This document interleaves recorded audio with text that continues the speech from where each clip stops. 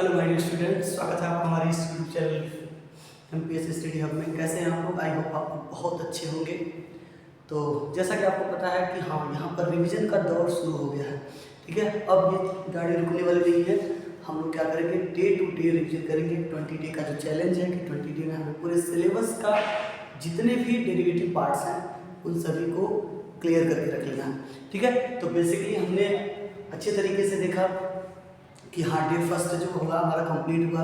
Basically वहाँ पर हमने क्या देखा कि हाँ, किस तरीके से इलेक्ट्रोस्टैटिक जो फील्ड है, इलेक्ट्रिक चार्ज की वैल्यू है, उसके बारे में डीपली स्टडी करा कि हाँ, गॉस थ्योरम क्या है, उसके एप्लीकेशंस क्या है। ठीक है, आज डे 2 है, तो बेसिकली हम बात करेंगे यहाँ पर इसकी। देखिए, सेकेंड चैप्टर जिसका नाम है इलेक्ट्रोस्टैटिक पोटेंशियल एंड कैपेसिटेंस। ठीक है, हमने ऑलरेडी पोस्ट कर रखा है कि हमें कौन कौन सा सिलेबस किस तरीके से अपडेट करना है। तो डे 1, डे 2, डे 3 जस्ट ऐसे मैंने लिख रखा है। और ये जो प्लान था आपका बेसिकली क्या था, 25 नवंबर टू 14 दिसंबर। ठीक है, तो बेसिकली हम लोग क्या करेंगे, डेली बेसिस पे रिवीजन करते चलेंगे।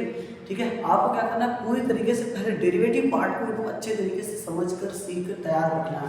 ठीक है, डेफिनेटली मैं बोल रहा हूँ कि आपको पूरी तरीके से अच्छा इसको लाने की गारंटी मेरी है। बट आप क्या करेंगे, इस चीज़ को जो मैं बोल रहा हूँ कि बस आप फॉलो करते जाइए।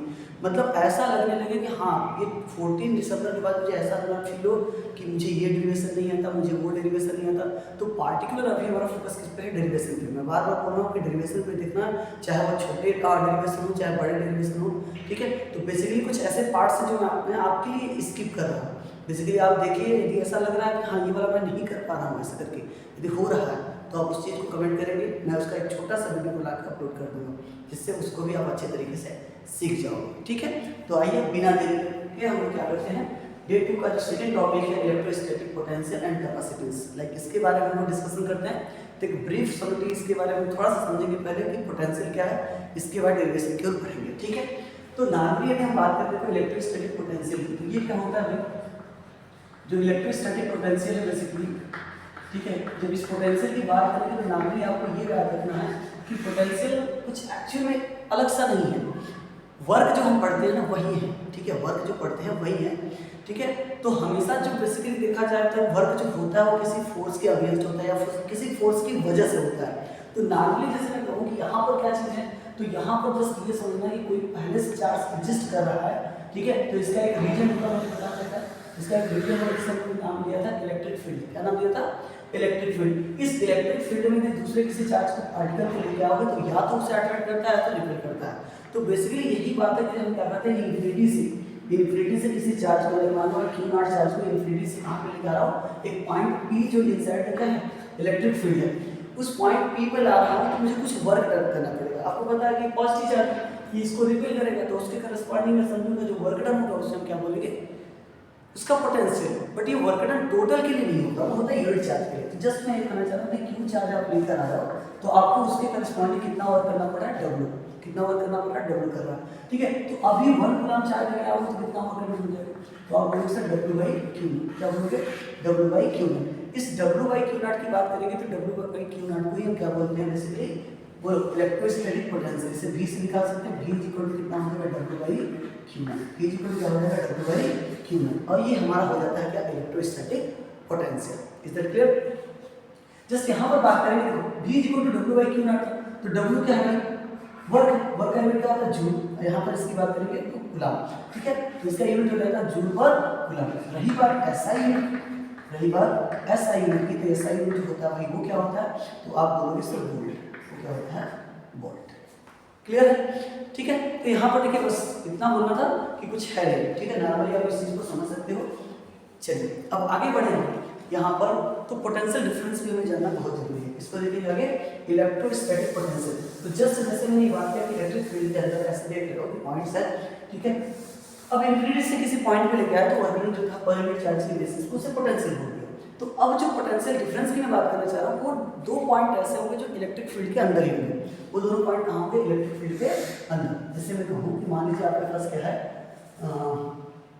ये मैं बोलना चाहता हूँ पोटेंशियल डिफरेंस। इसकी बात करना चाह रहा था, पोटेंशियल डिफरेंस।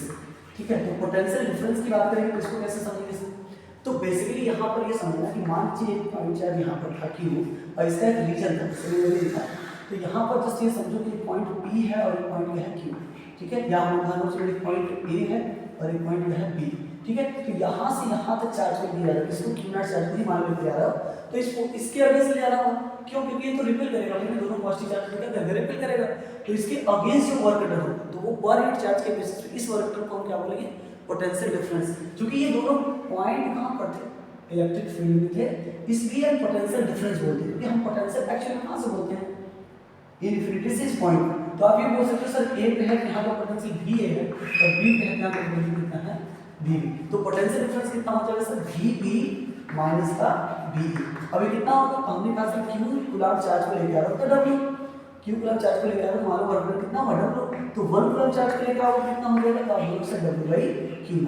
तो VB माइनस VE जो होगा वो भी कितना होगा सर, W/Q0, ठीक है। तो फार्मूले में आपको फिल आएगा, कोई चेंजेस नहीं है, बट आप बेसिकली ये ध्यान रखेंगे कि पोटेंशियल डिफरेंस की बात किया होगा तो क्या बोलोगे, पोटेंशियल डिफरेंस की बात किया होगा तो आप कहोगे दो पॉइंट है उसके करस्पॉन्डिंग उन दोनों पॉइंट के बीच जो पोटेंशियल का डिफरेंस है वो पोटेंशियल डिफरेंस होगा। लेकिन यदि केवल पोटेंशियल की बात करेगा तो आप समझेंगे कि वर्क डन किसकी वजह से हुआ है, इनफिनिटी से इस पॉइंट तक लाने लगा।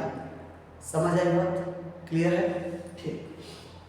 चलिए अब देखिए यहाँ पर कुछ बेसिक चीजें हैं, उसके बारे में थोड़ा समझते हैं। बेसिक का मतलब क्या है, छोटे छोटे टर्म थोड़े बड़े होने चाहिए, इसकी वजह से हम क्या करेंगे, रिलेशन को अच्छे तरीके से समझ पाएंगे, बिल्ड कर पाएंगे, ठीक है।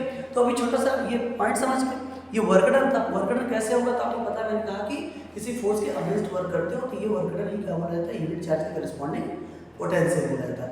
तो अब हम मानना चाह रहे हैं कि निकालना चाह रहे हैं कि किसी पॉइंट की चार्ज की वजह से, किसी पॉइंट चार्ज की वजह से r डिस्टेंस पे हम यदि कहें तो पोटेंशियल कितना होगा, ठीक है। तो नॉर्मली वही चीज हम देखेंगे।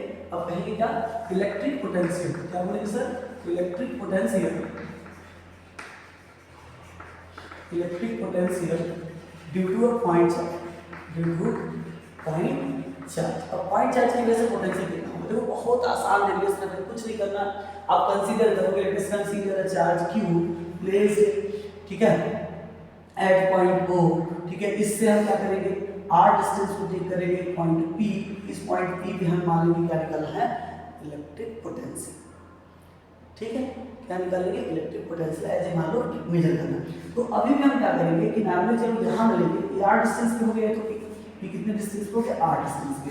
अब मैं कह रहा हूँ डेरिवेशन आपको थोड़ा समझना है, तो कुछ दूसरे तरीके से समझ लेते हैं भाई, कैसे समझेंगे। तो हम कहेंगे चलो x डिस्टेंस पे अभी क्या है, एक चार्ज पार्टिकल है क्या, Q0, क्या है Q0। अब इसको मैं इधर लेके आऊंगा तो आपको पता है कि इसमें क्या लगेगा, फोर्स किस साइड लगेगा सर, अपोजिट डायरेक्शन। हम इसको मूव कराने किस डायरेक्शन में, कितना डिस्टेंस, dr डिस्टेंस, ठीक है। तो dr डिस्टेंस लेके आएंगे तो मान लो ये पॉइंट पर A था और फिर कहाँ पे आ गया B, A से कहाँ पे आ गया, B पे आ गया। तो आपको यहाँ पर कुछ ना कुछ क्या करना होगा, वर्क डन करना होगा। अभी वर्क डन होगा कितना, बोलो, ये वर्क डन होगा कितना, तो आप बोल सकते हो छोटी अमाउंट को लेके चल रहे हो तो क्या होगा, dw, बोलो, तो F कितना होगा, F और इनटू कितना हो जाएगा सर, dr, लेकिन cos 180, क्यों 180 सर, देखो पता है W F cos थीटा होता है, तो यहाँ पर डिस्टेंस dr, तो F dr cos, ये फोर्स का डायरेक्शन है, ये लेके जा रहे हैं इस, तो मोशन क्या होगा, मतलब इन दोनों के बीच का एंगल कितना होगा, 180 डिग्री, तो cos हो जाएगा 180, ठीक है। तो इस केस में dw कितना हो जाएगा, तो सर F into dr, इसकी वैल्यू -1, तो dw कितना हो जाएगा, -f dr, ठीक है। क्लियर हो गई बात, चलो भाई ये तो आप समझिए। अच्छा अब आगे हम समझने का प्रयास करेंगे, आगे क्या सिस्टम है, तो मुझे चाहिए f सर, इसको कर लेते हैं फर्स्ट। अब f निकालो तो कितना हो, कितने डिस्टेंस पे सर, x डिस्टेंस पे, तो फोर्स की वैल्यू कितनी हो जाएगी, तो आप बोलोगे sir 1/4 pi epsilon naught q by कितना हो जाएगा, x स्क्वायर, कितना हो जाएगा, x स्क्वायर, ठीक है। एक काम और कर लेते थे, यहाँ पर जब इसको x माने हैं तो डिस्प्लेसमेंट कितना दिखा देते हैं, x के फॉर्मेट में दिखाएंगे तो वो ज़्यादा अच्छा रहेगा, ठीक है। तो यहाँ r को हम रिप्लेस कर देते हैं किससे, x से, ठीक है, ये ज़्यादा आसान होगा, ठीक है। सो आप dw कितना हो जाएगा सर, dw हो जाएगा कितना आपका, -1/4 pi epsilon naught q by x square dx, ठीक है।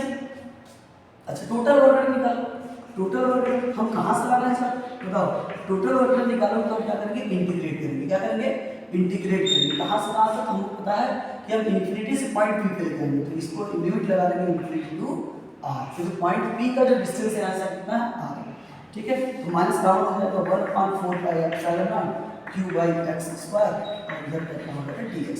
तो नॉर्मली देखो यहाँ पर क्या हो जाएगा, जो w इज इक्वल टू मिलेगा हमें -1/4 और q इंटू q बचेगा, फिर अंदर क्या होगा sir 1/x square dx, 1/x square dx। ठीक है, अब यहाँ पर लिमिट कितनी है सर, इन्फिनिटी टू r है। ठीक है, तो w इज इक्वल टू कितना हो जाएगा -1/4 q तो है, इसका इंटीग्रेशन कितना होता है सर 1/x माइनस लिमिट क्या हो जाएगा infinity to r, then w is equal to कितना हो जाएगा -1/4 q, इधर कितना हो जाएगा -1/r माइनस, ठीक है माइनस ऑलरेडी है तो माइनस क्या हो जाएगा प्लस 1/इंफिनिटी, और 1/इंफिनिटी की वैल्यू कितनी होती है सर 1/इंफिनिटी की वैल्यू होती है 0, इसलिए ये पूरा टर्म हट जाएगा, आपका माइनस इंटू माइनस मल्टीप्लाई क्या हो जाएगा प्लस, तो यहाँ पर हो जाएगा 1/4 q हो जाएगा r, वो सॉरी ये बताने के चक्कर में मैंने यहाँ छोड़ दिया, या फिर इक्वल टू 1/4 q नहीं, यहाँ पर क्या होगा q नॉट, दोनों के बीच फोर्स लगेगा भाई, उस फोर्स की वैल्यू कितनी होगी q नॉट, तो इस चीज को भी ध्यान रखना कि थोड़ी गलती करी इधर। ठीक है, पहला लेक्चर में ऐसे गड़बड़ करेंगे तो भाई दिक्कत होगा ना, q नॉट यहाँ से रहेगा। ठीक है, q नॉट यहाँ पर रहेगा q नॉट बाई r। ठीक है, ये मिल गया। अब यदि मैं बात करूं पोटेंशियल, इसकी बात करूं पोटेंशियल, फिर पोटेंशियल एट पॉइंट P। ठीक है, क्या हो जाएगा सर, तो V इज इक्वल टू कितना होता है W by Q nought, charge में क्या होता है Q नॉट, तो V is equal to W कितना था 1/4 कितना sir Q by R whole divide कितना है Q नॉट, तो Q नॉट से Q नॉट कैंसिल, देन उस पॉइंट P पर जो पोटेंशियल आ रहा है कितना हो जाएगा 1/4 Q बाई R। तो इस पॉइंट चार्ज की वजह से r डिस्टेंस में जो पॉइंट P है उस पॉइंट P की पोटेंशियल कितना आ जाएगा 1/4 Q बाई R। क्लियर है? अच्छा, दूसरी चीज देखो यहाँ पर मैं जो समझाना चाह रहा हूँ उसको भी आप ध्यान रखेंगे कि यहाँ पर मैंने जो चार्ज दिया वो कैसा था सर पॉजिटिव, ये जो चार्ज है कैसा चार्ज है पॉजिटिव चार्ज है, तो पॉजिटिव चार्ज की वजह से हम सब देख रहे हैं कैसा पॉजिटिव है, तो V यदि plus charge due two plus charge होता है V कैसा होगा सर, आप बोलोगे सर पॉजिटिव, लेकिन यदि मैं बात करूं ड्यू टू नेगेटिव चार्ज,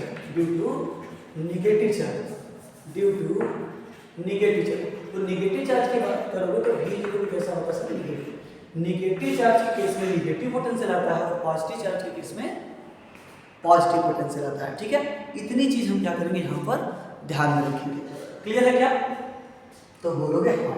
ठीक है, तो डेरिवेशन देखो, आपको डेरिवेशन अच्छे तरीके से सीख लेना भाई, हाँ कैसे क्या करना, एक एक स्टेप को अच्छे से लर्न रखो भाई। 14 दिसंबर के बाद ये नहीं कोई कहना चाहिए कि मुझे सर इसका डेरिवेशन नहीं आता। ठीक है, नहीं तो फिर देखिए भाई ठीक नहीं, मतलब यदि आपको अच्छा स्कोर करना तो बेसिकली आपको ये टारगेट बनाना है कि 14 दिसंबर के बाद आपको कोई भी ये नहीं सोचना है कि नहीं मुझे ये डेरिवेशन नहीं आता, और किसी भी हालत में आपको ये करना है कि डेरिवेशन पूरी तरीके से सीख जाना है। ठीक है, चलो ये हो गई भाई पार्टिकुलर एक छोटा सा डेरिवेशन था जो पॉइंट चार्ज की वजह से होता है किसी r डिस्टेंस पे। ठीक है, इसके साथ लेना होगा तो इसके साथ लीजिए, जैसे लिए वैसे करिए, बट इसको तैयार रखिएगा। ठीक है, चलिए आगे बढ़ते हैं भाई। अब कल से वाली जो चीज थी भाई आपने देख लिया, पॉजिटिव चार्ज की वजह से मैंने बोला पॉजिटिव चार्ज, नेगेटिव चार्ज की वजह से क्या नेगेटिव। ठीक है, नेगेटिव की वजह से नेगेटिव, पॉजिटिव की वजह से क्या पॉजिटिव है।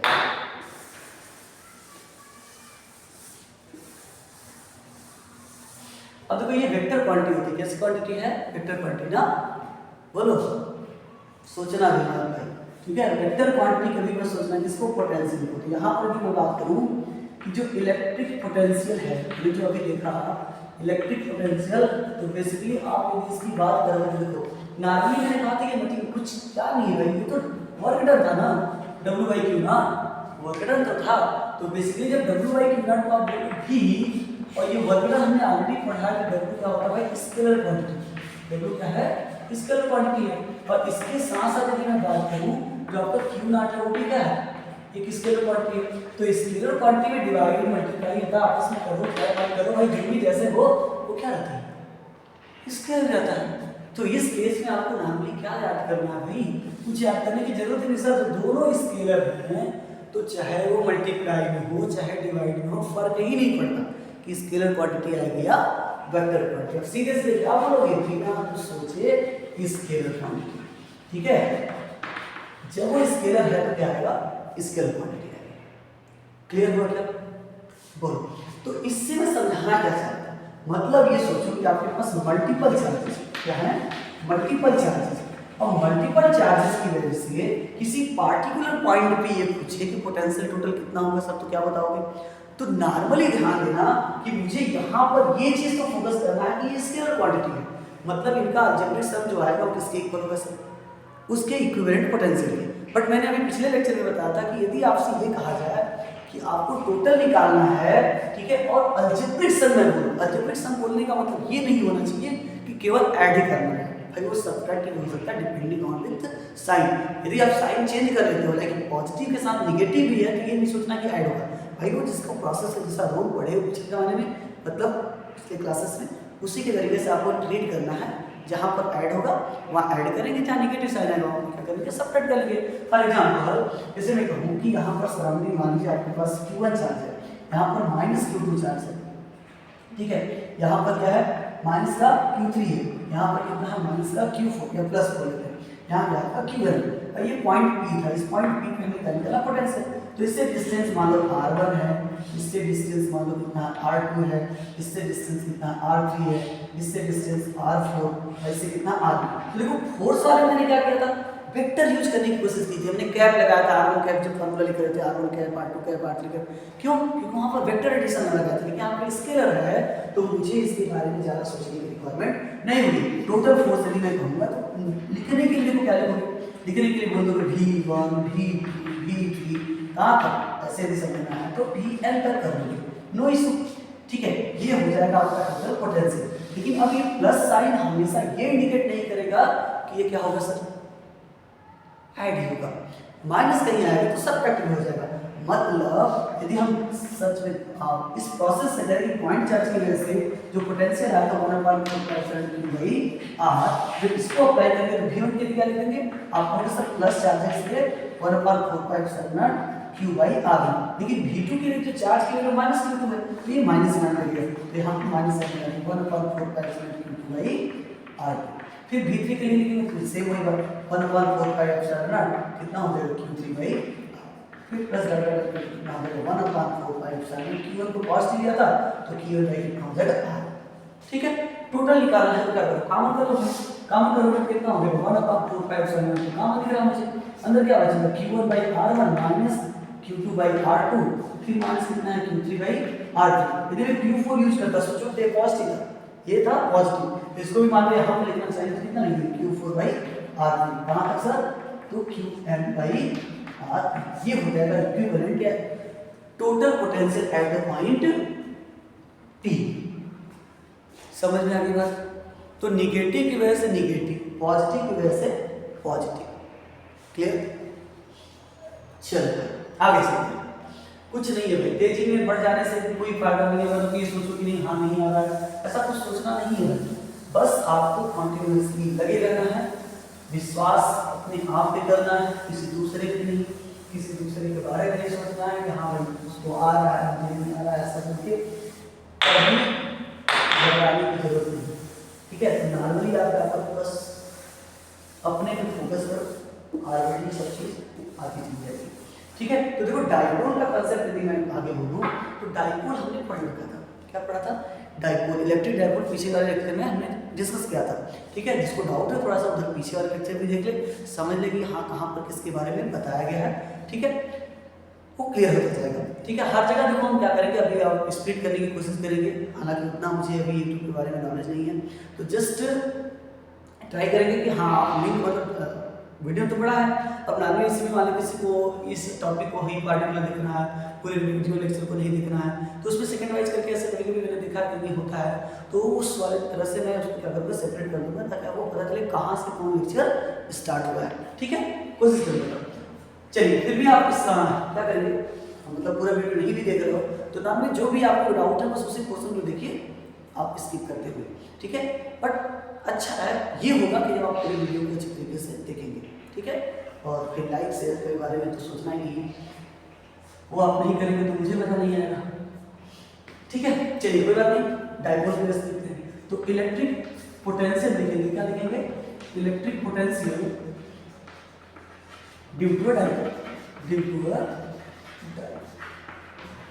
तो डाइपोल में देखो ये दो केस भी बनेगा, एक तो एक्सियल और दूसरा इक्वाटोरियल। तो एक्सियल वाला थोड़ा सा है भाई, इसमें इक्वाटोरियल का आप करेंगे। फिर मैं बोल रहा हूँ आप करेंगे इक्वाटोरियल का, ये नहीं कहेंगे सर मुझे नहीं आता ऐसा कुछ करके।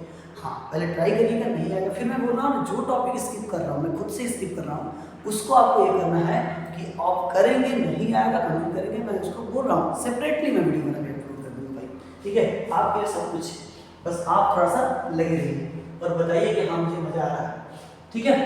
तो चलिए एक्सियल पोजीशन के लिए चेक करेंगे। तो मान लीजिए यहाँ पर आपके पास क्या टाइप हो, अब एक्सियल पोजीशन ये कोई पूछेगा हाँ सर एक्सियल पोजीशन कहाँ होगा, इक्वाटोरियल नहीं तो भाई सब लोग खैर नहीं है उसकी, ठीक है? यहाँ पर पॉइंट कितना है वो, ठीक है? इस पॉइंट इसके बीच का डिस्टेंस आपको याद होगा, मैंने क्लियर लिया था। तो हाफ हाफ करेंगे भाई, ये कहेंगे मैं एल हूँ और इधर वाला भी कहेगा मैं एल। और फिर मैं क्या बोला था, इससे कितने डिस्टेंस पे चले जाओ सर, इससे r डिस्टेंस पे एक पॉइंट ले लो P, इसके ज्वाइनिंग लाइन पे यहाँ पर एक पॉइंट ले लिया हमने P, ठीक है? इस पॉइंट P पे हमें क्या निकलना है, इलेक्ट्रिक पोटेंशियल। तो बेसिक तरीके से देखो क्या करना है, इस बार क्या करेंगे, तो यहाँ से यहाँ का डिस्टेंस कितना होगा सर r प्लस l, ठीक है? और यहाँ से यहाँ का डिस्टेंस निकालेंगे r माइनस l, ठीक है? क्लियर? अब मान लो इसकी वजह से पोटेंशियल V1 होगा, इसकी वजह से पोटेंशियल कितना होगा V2। नेगेटिव की वजह से पोटेंशियल क्या लेते हैं नेगेटिव, और पॉजिटिव की वजह से पोटेंशियल लेंगे वो कैसे करेंगे पॉजिटिव, ठीक है? तो पोटेंशियल ड्यू टू नेगेटिव निकालेंगे यहाँ पर क्या, potential due to negative charge. तो कितना लिखेंगे सर, V1 लिखेंगे। तो ये माइनस में आएगा, नहीं सोचना कुछ, 1/4 पाई एप्सिलॉन नॉट। डिस्टेंस कितना है सर, तो आप बोलोगे सर यहाँ से वहाँ का डिस्टेंस कितना था, तो बेसिकली Q इधर हो जाएगा r प्लस l। ये कर देंगे क्वेश्चन फर्स्ट। फिर लिखेंगे क्या, potential due to negative, potential due to negative हो गया। अब किसकी वजह से लिखेंगे, पॉजिटिव चार्ज की वजह से, इसकी वजह से होगा पॉजिटिव चार्ज की वजह से। तो यहाँ पर जस्ट यदि मैं कहूँ कि V2 लिखो तो ये कितना हो जाएगा 1/4 pi epsilon naught Q by कितना हो जाएगा r माइनस l। ये हो गया क्वेश्चन सेकंड। अब क्या करना भाई, अब ये करना है कि हमें दोनों को ऐड करना है, दोनों को क्या करना है ऐड करना है। जैसा कि पीछे मैंने बताया कि यदि मल्टीपल चार्जेस हैं उसके लिए यदि उसकी वजह से किसी पॉइंट में पोटेंशियल चाहिए तो क्या करना है, मुझे अलजेब्रिक सम निकाल लेना है, ठीक है? तो जस्ट वही बात यहाँ पर हम करेंगे, टोटल यदि पोटेंशियल निकालना है तो total potential at point P निकालेंगे, total potential at point P। तो भाई क्या बोलेंगे, कुछ बोलने की जरूरत ही नहीं है सर, मुझे तो सब आता है, बोलो ऐसे यही बोलना है, इसके अलावा कुछ बोलना ही नहीं है। जस्ट इतना बोलो सब आ रहा है मुझे, आप नहीं होगे तभी काम हो जाएगा, ठीक है? तो यही करके आपको पड़ जाएगा, मतलब कॉन्फिडेंस लेवल इतना हो कि भाई कोई पूछने वाली बात ही नहीं है। इतना मैं कहूँगा कि ऐसा भटकना न पड़े आपको, एक देखो फिर दूसरा देखने की रिक्वायरमेंट ना हो, ठीक है? नॉर्मली आपकी कोशिश और हमारी कोशिश यही होनी चाहिए कि इसके बाद के लेक्चर के बाद कोई लेक्चर देखने की रिक्वायरमेंट ना हो, ठीक है? तो चलो पहले पुट करते हैं, V equal to just V1 की वैल्यू पुट करेंगे कितना लिखेंगे, तो उस केस में आप लिखेंगे क्या, बोलो यहाँ पर करेंगे -1/4 पाई एप्सिलॉन नॉट, कितना हो जाएगा Q by r plus l, और प्लस करेंगे क्या V2। तो यहाँ पे क्या है सर, फिर बोलोगे sir 1/4 pi epsilon naught Q by कितना हो जाएगा r माइनस l, ठीक है? अब यहाँ पर कॉमन करो सर 1/4 पाई एप्सिलॉन और Q भी कॉमन है तो Q ही लिख दो, अंदर क्या बचेगा सर माइनस का 1/r प्लस l और प्लस बचेगा 1/r माइनस l, ठीक है? तो V इक्वल टू हो जाएगा Q/4 pi epsilon not. Solve करो सर, एलसीएम करोगे कितना हो जाएगा r square minus l square, क्यों होगा sir a plus b a minus b, और इसको क्रॉस मल्टीप्लाई करोगे तो माइनस है, इस साइन को क्या करेगा वो चेंज कर देगा, तो माइनस r और माइनस माइनस प्लस रहेगा, इसका क्रॉस मल्टीप्लाई करो तो प्लस, कोई चीज नहीं r प्लस l। अब देखो ऊपर क्या कैंसिल होगा सर, r से r कैंसिल, जब r से r कैंसिल तो बचा क्या, बचा ये सर की कंसेप्ट, सब सीख गए हम, कुछ नहीं है इधर। मुझसे पहले आप सब करोगे, मुझसे पहले आप सब करोगे, इतना रिसर्च यल और यल मिला के कितना हो जाएगा 2l डिवाइड बाय इधर क्या है sir r square minus l square. तो मैंने आपको क्या बताया सर नेक्स्ट वीडियो में कि r की वैल्यू बड़ी है कंपेयर टू यल, r की वैल्यू जैसे यहाँ पर ये भी बोल सकते हो कि r ग्रेटर देन क्या है l है, तो हम क्या कर सकते हैं यल को निगलेक्ट कर सकते हैं, यल स्क्वायर कैन बी 0, ठीक है? l स्क्वायर को 0 कर दो तो यहाँ पर ये बच जाएगा। अब q इनटू 2l क्या बोलते हैं, हमने तो पढ़ा ही सर, ऐसे सोचो ना, ऐसे सोचे ना, फिर बहुत गड़बड़ कहानी है। Q इंटू 12 क्या होता है? Q इंटू 12 क्या है? Electric dipole moment. क्या है? Electric dipole moment. तो यहाँ पर कितना हो जाएगा सर? P डिवाइड बाय कितना हो जाएगा? R square. ठीक है, इस केस में जो हमारा पोटेंशियल आएगा वो कितना हो जाएगा? 1/4π r स्क्वायर। तो पोटेंशियल यदि देखेंगे हम इस पे इक्विवेलेंट कंडीशन पे, तो उस केस में v इक्वल कितना था? 1/4πr square. क्लियर हो गई क्या भाई? अच्छा, ये हो गया आपका किस पे? एक्सियल पोजीशन पे। तो एक्सियल पोजीशन पे आपने लिख दिया 1/4π0 p बाय कितना हो जाएगा? r square. और यदि इक्वाटोरियल पे देखना आप सब, तो आप सबको मजा आएगा भाई। इक्वाटोरियल पे तो पोटेंशियल कितना आता है? 0। इक्वाटोरियल पे जो पोटेंशियल आता है वो कितना आता है? 0। कैसे आएगा सर 0? तो बेहद आसान है, आपको पूरा टारगेट वही करना है। आप बस देखो तो वहां डिस्टेंस भी दोनों का सेम होगा। वहां जब बनाना फिगर मैंने ऑलरेडी आपको बता दिया है किस वाले चैप्टर में? फर्स्ट चैप्टर में जो इक्वाटोरियल पे निकाला है इलेक्ट्रिक फील्ड, वहां पर जाना है। उसमें डायरेक्शन वैसे मत दिखाओगे, क्योंकि ये डायरेक्शन वाला खेल ही नहीं है। डायरेक्शन केवल किसमें? इलेक्ट्रिक फील्ड में, पोटेंशियल में नहीं है। ठीक है, तो इसलिए कुछ ऐसा इधर ये सोचो v1 v2 आप सर क्यों नहीं किए, तो v1 v2 माइंड में सेट रखो, इसकी वजह से v1 होगा, इसकी वजह से v2 होगा, ऐसे जस्ट इधर लिखने के लिए। ठीक है, डायरेक्शन नहीं बनाना है। तो वहां पर डायरेक्शन वाला हटा के बाकी सब चीजें इंक्लूड कर देंगे, दिखा देंगे, डिस्टेंस कितना है वो भी देख लेंगे। तो बेसिकली आप देखेंगे दोनों चार्ज से उस पोजीशन का जो डिस्टेंस होगा वो कितना रहेगा सर? तो आप बोलोगे दोनों का जब पोजीशन सेम है, तो उस कंडीशन का आप ऑब्जर्व करोगे जो v1 की वैल्यू है v2 की वैल्यू है, मैग्नीट्यूड में सेम होगा। मैग्नीट्यूड में क्या होगा सर? सेम होगा। मैग्नीट्यूड में सेम है, बट उनका नेचर कैसा है? तो एक का पॉजिटिव होगा तो दूसरे का नेगेटिव होगा। तो टोटल सम जब निकालेंगे तो कितना हो जाएगा? 0। ठीक है, देख लीजिए इसको भी आराम से एक बार, दो बार, जितनी भी बार हो सके, मतलब जस्ट आपको प्रैक्टिस कर लेनी है भाई, छोड़ना ही नहीं है। ठीक है, मैं आपके लिए कर सकता हूँ तो बेसिकली आप भी कर सकते हो कि नहीं। हाँ, इस तरीके से हम पढ़ेंगे करेंगे तो मार्क्स भी अच्छा गेन होगा। क्यों पढ़ रहे हो भाई? सबका क्या ख्वाहिश है? अभी ख्वाहिश यही है कि मार्क्स हम अच्छा से अच्छा गेन करें। तो जस्ट उसके लिए कड़ी मेहनत की भी क्या होगी? रिक्वायरमेंट होगी। ऐसा नहीं कि आप बस हाँ लेक्चर देख रहे हो, कहीं पर भी एक जगह दूसरे जगह देखो भटकते जाओगे। बेसिकली यही होगा कि अंततः आपको ये भी फील आएगा कि अभी तक आपने कुछ नहीं पढ़ा है। यदि आप सोच के देखो 15 दिसंबर तक हमें 14 दिसंबर जो भी बोले हैं वहाँ तक यदि हम इस टारगेट को कंप्लीट कर लेते हैं कि हमारा जितने भी डेरिवेटिव पार्ट्स वो कवर हो जाता है, तो सोच लो हम ये कर सकते हैं कि 50 to 60% ऐसे हैं जिसको हमने कवर कर लिया। तो कुछ सोचना नहीं पड़ेगा। अब बचेगा आपका केवल कौन सा पोर्शन? न्यूमेरिकल। तो न्यूमेरिकल के लिए भी ज़्यादा सोचने की रिक्वायरमेंट नहीं। बचे हुए 15 डे में पूरे न्यूमेरिकल कॉन्सेप्ट क्लियर कर जाएंगे। ठीक है, कुछ बचने नहीं देंगे, इतना आप सोचने के लिए। ठीक है, जो कुछ भी हो जाए सब आपके सामने होगा, बट आप लगे रहिए। ठीक है, चलिए आगे बढ़ेंगे। तो नॉर्मली अब देखो क्या करना है मुझे, ये कर लीजिएगा भाई, नहीं आएगा देन आप कमेंट करेंगे, उसके बाद हम फिर करेंगे। ठीक है, उसको सॉल्व करेंगे या तो फिर कोशिश कर रहे हैं भाई स्टार्ट किए हैं आपके लिए। तो बेसिकली क्या करते हैं, एग्जाम की व्यवस्था करते हैं। यदि उधर पे ऐसा लगा पॉसिबल हो सकता है चीज़ों को उधर भी आपने सबमिट कर दिया जा सकता है। ठीक है, जस्ट हम हर एक चीज़ों को प्रोवाइड करते चलेंगे। ठीक है, फिजिक्स फिजिक्स फिजिक्स हर जगह फिजिक्स हो जाना चाहिए भाई। लगे कि नहीं हाँ फिजिक्स में मार्क्स तो अच्छा आ गया, फिजिक्स से डरने की कोई रिक्वायरमेंट अभी तो नहीं होनी चाहिए। ठीक है सर, चलिए आगे सर, आगे हम क्या बात करेंगे? तो आगे देखिए हम बात करेंगे इक्विपोटेंशियल सरफेस। किसकी बात करेंगे? Equipotential surface. What is equipotential surface? ठीक है, तो इक्विपोटेंशियल सरफेस कुछ नहीं है भाई। इक्विपोटेंशियल सरफेस कुछ है ही नहीं। आप सोचो कि कुछ है, इसके बारे में तो सोचने की रिक्वायरमेंट है, तो आपसे बड़ा गधा कोई नहीं हो सकता। ठीक है, क्योंकि एक ही चीज को आप कितनी बार पढ़ रहे हो और आप ये सोच रहे हो कि हाँ मुझे नहीं आ रहा है बोल के, तो कैसे काम चलेगा? ठीक है, फिर भी चलो नहीं आया था मान लेते हैं, लेकिन अब मत कहना कि नहीं आ रहा। ठीक है, नहीं तो फिर दिक्कत है। नहीं आया मतलब फिर नहीं आया, ऐसा भी नहीं बोलूँगा मैं। ठीक है, चलो अब मान लो ये चार्ज हमने दिया था, क्यों क्या लिया था? चार्ज क्यों लिया था? हमने देखा कि r डिस्टेंस पे सर जो पोटेंशियल आप बोल रहे हो, अपनी गलती से बोला, जैसे भी बोला, कितना था? 1/4πε0 q by r square.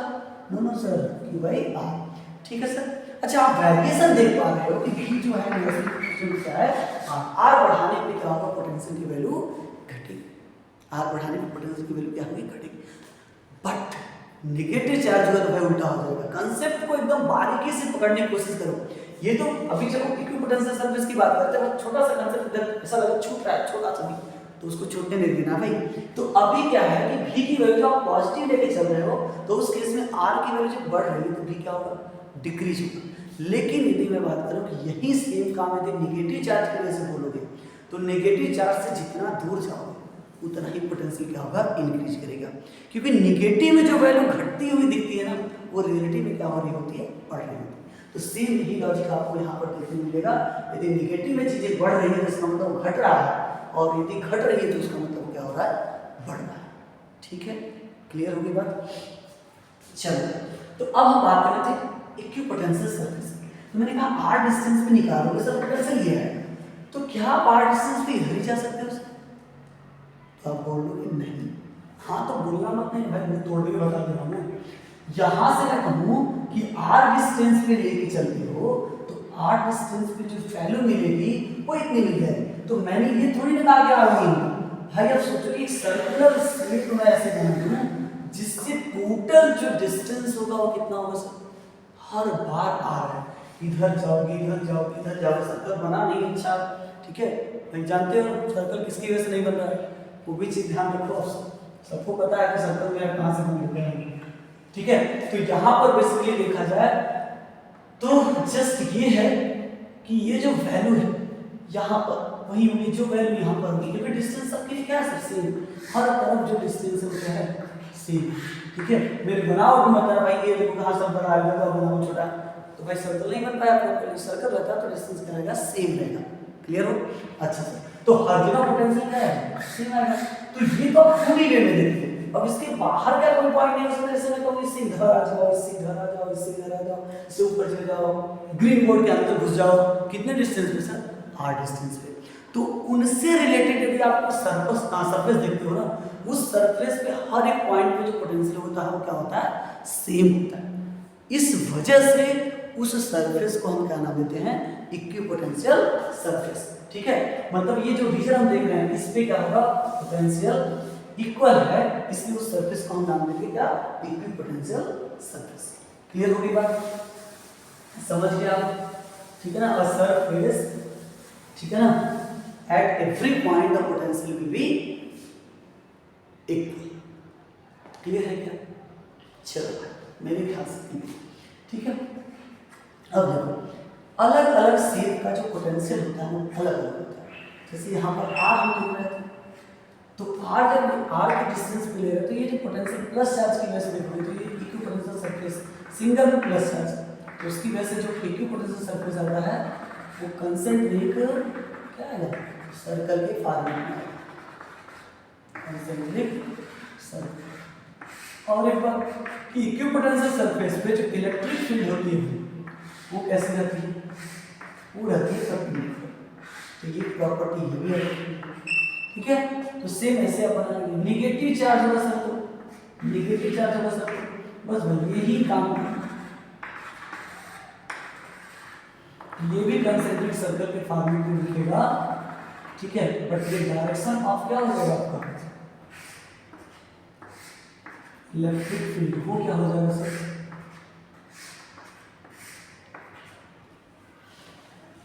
Towards the negative charge. Clear होगी क्या बात, बोलो सर।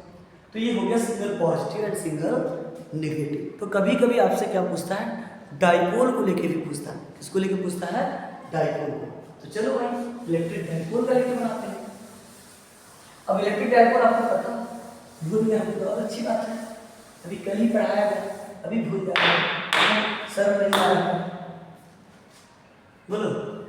तो यहाँ पर आप बोलोगे सर ये हो गया पॉजिटिव चार्ज और कह लीजिए नेगेटिव चार्ज, मतलब ये दोनों ऐसे चार्ज लेके चलने भाई जिनका अमाउंट क्या रहेगा, सेम रहेगा, बट नेचर कैसा रहेगा, बोलो बोलो, नेचर कैसा होगा, डिफरेंट होगा। मतलब एक यदि पॉजिटिव तो दूसरा नेगेटिव।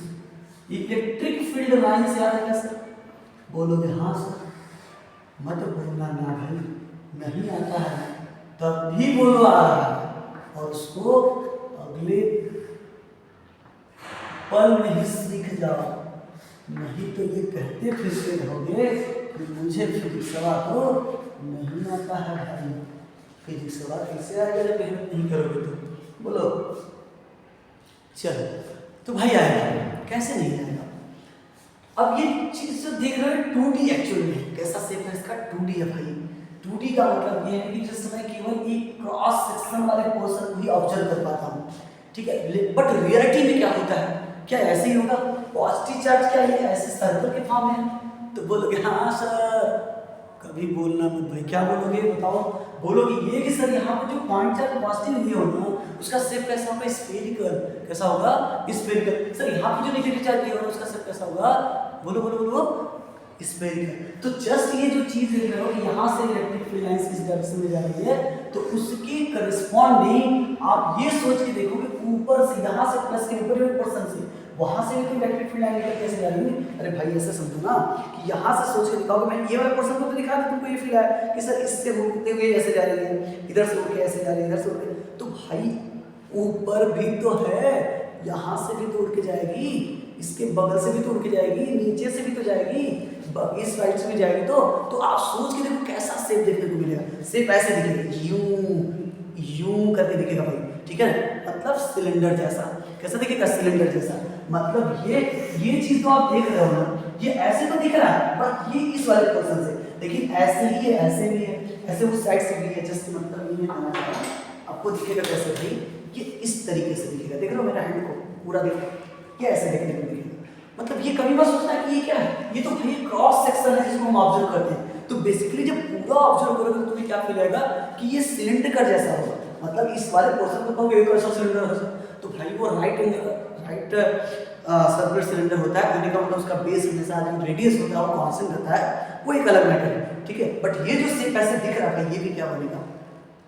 क्या बनेगा? सिलेंडर ही बनेगा, ठीक है। तो बेसिकली ये इसका जो सरफेस, ये जो पोर्शन दिख रहा हो वो कैसा होता है? वो कैसा होता है सर? तो आप बोलोगे कैसा? ये जो शेप देख रहे हो इसका ही शेप एक्चुअली में कैसा है? सिलेंडर। इसकी वजह से जो इक्विपोटेंशियल सरफेस मिलता है ना, इसकी वजह से जो इक्विपोटेंशियल सरफेस मिलता है भाई, उसका भी शेप कैसा हो जाता है? सिलेंडर हो जाता है। तो नॉर्मली अभी तो पीछे यही पड़े, अगर अंदर इधर पॉजिटिव चार्ज नेगेटिव चार्ज, तो इधर की जो वैल्यू होगी जैसे इन दोनों के मिडिल में जाते जाएंगे पोटेंशियल की वैल्यू घटती जाएगी। क्यों? Positive potential negative potential, positive के पास रहेंगे पोटेंशियल ज्यादा, नेगेटिव के पास रहेंगे पोटेंशियल ज्यादा। लेकिन जैसे जैसे बीच में जाएगा पोटेंशियल की वैल्यू घटती जाएगी क्योंकि डिस्टेंस बढ़ता जाएगा और दोनों की वजह से पोटेंशियल क्या होगा? घटता जाएगा। एक वजह से पॉजिटिव, एक वजह से नेगेटिव, तो क्या होगा? खत्म भाई। ऐसा सिचुएशन भी हो सकता है जहां क्या होगा? बोलो सर पोटेंशियल क्या हो जाएगा? जीरो। पोटेंशियल क्या हो जाएगा?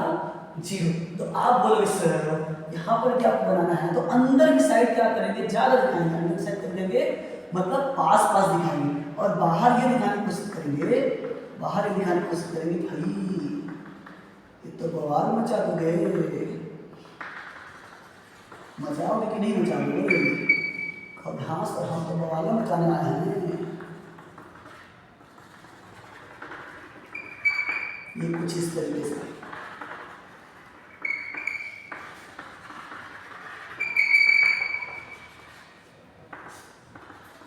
तो ये इसका सेक्शन का बना रहे हैं ना, तो अभी इसको भी देखोगे तो ऐसे ही पूरा कैसा सिलिंड्रिकल शेप में होगा। कैसा होगा? सिलिंड्रिकल शेप में होगा। समझे कि नहीं समझे भाई? समझो, ठीक है। ये भी है, तो मतलब इधर से भी और इधर से भी, क्या समझोगे? तो यही समझना है कि दोनों तरफ से एक होंगे, मतलब सिमेट्रिक होंगे, इधर भी सिमेट्रिक होगा और होगा कैसा? सिलिंड्रिकल होगा, ठीक है। समझिए। अब इसी के केस में सर दोनों पॉजिटिव होंगे दोनों नेगेटिव होंगे, तो क्या होगा? दोनों पॉजिटिव दोनों नेगेटिव हुआ तो भाई कुछ ज़्यादा नहीं होने वाला, बस इसके अंदर वाले पोर्शन पे हम इधर भी पोर्शन दिखाएंगे, ठीक है। तो मैं कुछ न कुछ तो आपके लिए छोड़ूंगा ही भाई। सब सोचोगे हम नहीं कराएं तो कैसे होगा? तो करो भाई, दो करना है। कौन कौन सा भाई? दिखा के फोटो खींच के मुझे भेज देना भाई। दोनों प्लस हो जाए, दोनों क्या हो जाए? प्लस। दोनों कैसे हो जाए? माइनस। तो दोनों माइनस हो जाएगा, दोनों प्लस हो जाएगा, तो कैसे होगा काम? ठीक है। तो बनाना है, आप सब क्या करना? बना। मैं वही कर बोलूँ, जो छोड़ रहा हूँ वो आपके लिए। आप करोगे, नहीं आएगा कमेंट करोगे, मैं उसको समझाऊंगा। मेरी रिस्पॉन्सिबिलिटी भाई है। आप बोलो और नहीं अपलोड किया, नहीं किया तो फिर मुझे कहा सर आप तो दोगले निकल गए, आप तो वादा करके मुकर गए। भाई सब करते हैं, थोड़ा बहुत मैं भी कर सकता हूँ, बट विश्वास करो भाई बहुत। दुर्घटना से देर भली सुनी होगी ना, बस वैसे ही हमें भी यहाँ करना है क्या, ना कभी करो देर सवेर हम लोग जरूर आएंगे, ठीक है। चलो अब आगे जो लॉजिक है वो क्या है, वो लॉजिक है इसके बीच। तो आप बोलो इस वो हमारा टारगेट क्या है, तो चलो मस्ती हो गई आते हैं। तो बेसिकली क्या है, आगे हम बात करेंगे रिलेशन बिटवीन, इसके बीच relation between electric field and potential, electric field and potential. जब इस केस की बात करोगे इसकी कि मतलब हाँ इन दोनों में क्या रिलेशन है सर, आपने तो बताया ही नहीं। अरे हम सब कुछ बता चुके हैं, ठीक है, बट आपके अंदर से वो चीज़ निकालना है भाई, आपने पीछे पढ़ रखा है। अब क्या बात करो सर, मजाक करो, अरे मजाक तो मैं कभी करता ही नहीं, पता है तुम लोगों को बुलाने आते नहीं, ठीक है, मजाक तो मैं थोड़ा करने लगता है, चलो कोई बात नहीं, थोड़ा रोकना कोई नहीं। चलो यहाँ से मैं कहूँ, चलो अभी ऐसे समझते हैं ना, समझते ऐसे कि मान लो यहाँ पर मेरे पास एक सर्फेस है, ठीक है, एंड समझ, ठीक है, ये पोर्शन क्लियर है, ठीक है, इसके ऊपर भी लेयर लेयर, ठीक है, और लेयर नहीं हमारी ये है इक्विपोटेंशियल सरफेस। क्या है सर, इक्विपोटेंशियल सरफेस। अच्छा एक चीज मैंने आपको बताया है, नहीं बताया तो बता देता हूँ, पहले उसको देख लो। जैसे कि यदि आपके पास इलेक्ट्रिक फील्ड कैसे यूनिफॉर्म, कैसे है यूनिफॉर्म, मतलब ये इलेक्ट्रिक फील्ड ना कैसे इक्वली, तो इस केस में यहाँ पर जो इक्विपोटेंशियल सरफेस मिलता है ना, वो कैसा होता है भाई, क्या बोलोगे सर, प्लेन होता है, उसका सरफेस कैसा होता है। तो हमने देखा सिलिंड्रिकल कहाँ मिलता है, प्लेन कहाँ मिल जाता है, इसके अलावा स्फीरिकल कहाँ मिलता है। तो इस चीज़ों को आप क्या करेंगे, ध्यान में रखेंगे, ठीक है। चल ये टारगेट क्या है, अच्छा किसी का ये मैं ऊपर किया, मतलब ये जो सरफेस यदि मैंने कैसे बनाया है, यदि मैं सरफेस इसको प्लेन जैसा बनाया हूँ, तो आप ये जो इक्विपोटेंशियल सरफेस बोल रहे हो, ये क्या बोल रहे हो, मैं इक्विपोटेंशियल सरफेसेस है, इक्विपोटेंशियल सरफेसेस बोल रहा हूँ। ये मत सोचना कि दोनों का पोटेंशियल सेम, भाई इस पे रहेंगे तो इस पे पोटेंशियल सेम रहेगा, इस पे रहेंगे तो इस पे पोटेंशियल सेम रहेगा। हाँ पोटेंशियल डिफरेंस होगा, यहाँ पर मैं कहूँ कि पोटेंशियल कितना है V, यहाँ पर बोलोगे V प्लस डी वी, क्या बोलोगे V प्लस डी वी। तो इसका मतलब क्या है सर, इसका मतलब ये है कि पोटेंशियल डिफरेंस कितना होगा, पोटेंशियल डिफरेंस कितना हो सर, तो पोटेंशियल डिफरेंस बोलोगे हाँ, तो बोलोगे V प्लस डी वी, मान लीजिए V से D गए और ये तो होता D कितना बचा सर, D भी बच गया कि नहीं बचा, बचा।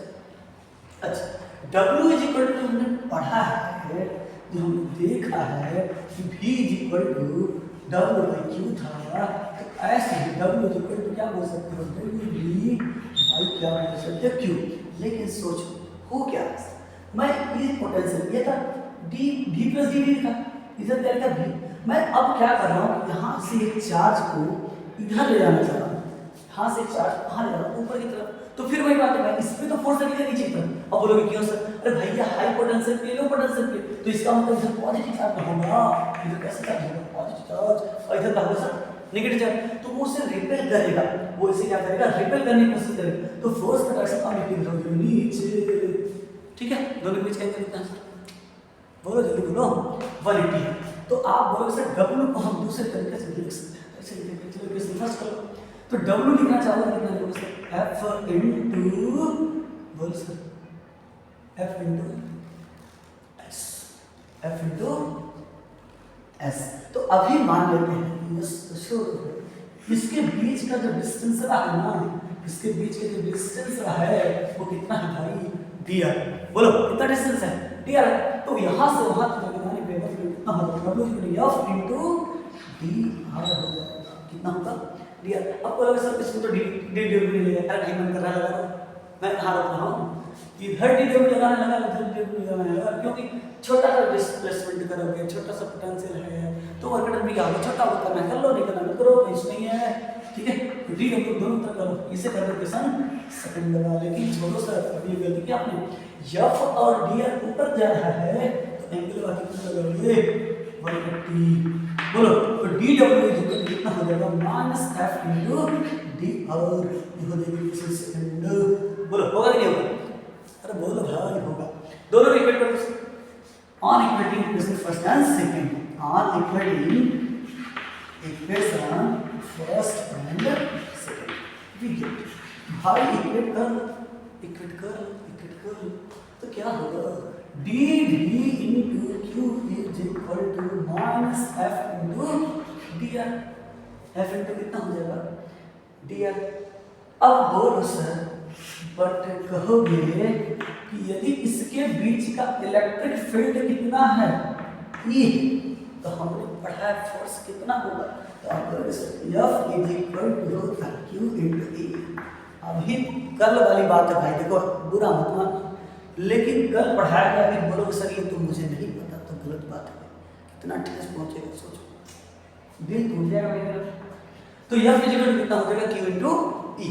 अब आपको करना क्या है कि इस वैल्यू को इधर सब्स्टिट्यूट करना है। देयरफॉर आप बोलो सर डी भी इज इक्वल टू कितना हो जाएगा, सर डी भी into Q is equal to minus Q D आप Q से Q निकल गया, तो E इज इक्वल टू कितना होगा माइनस डी भी बाय डी आर।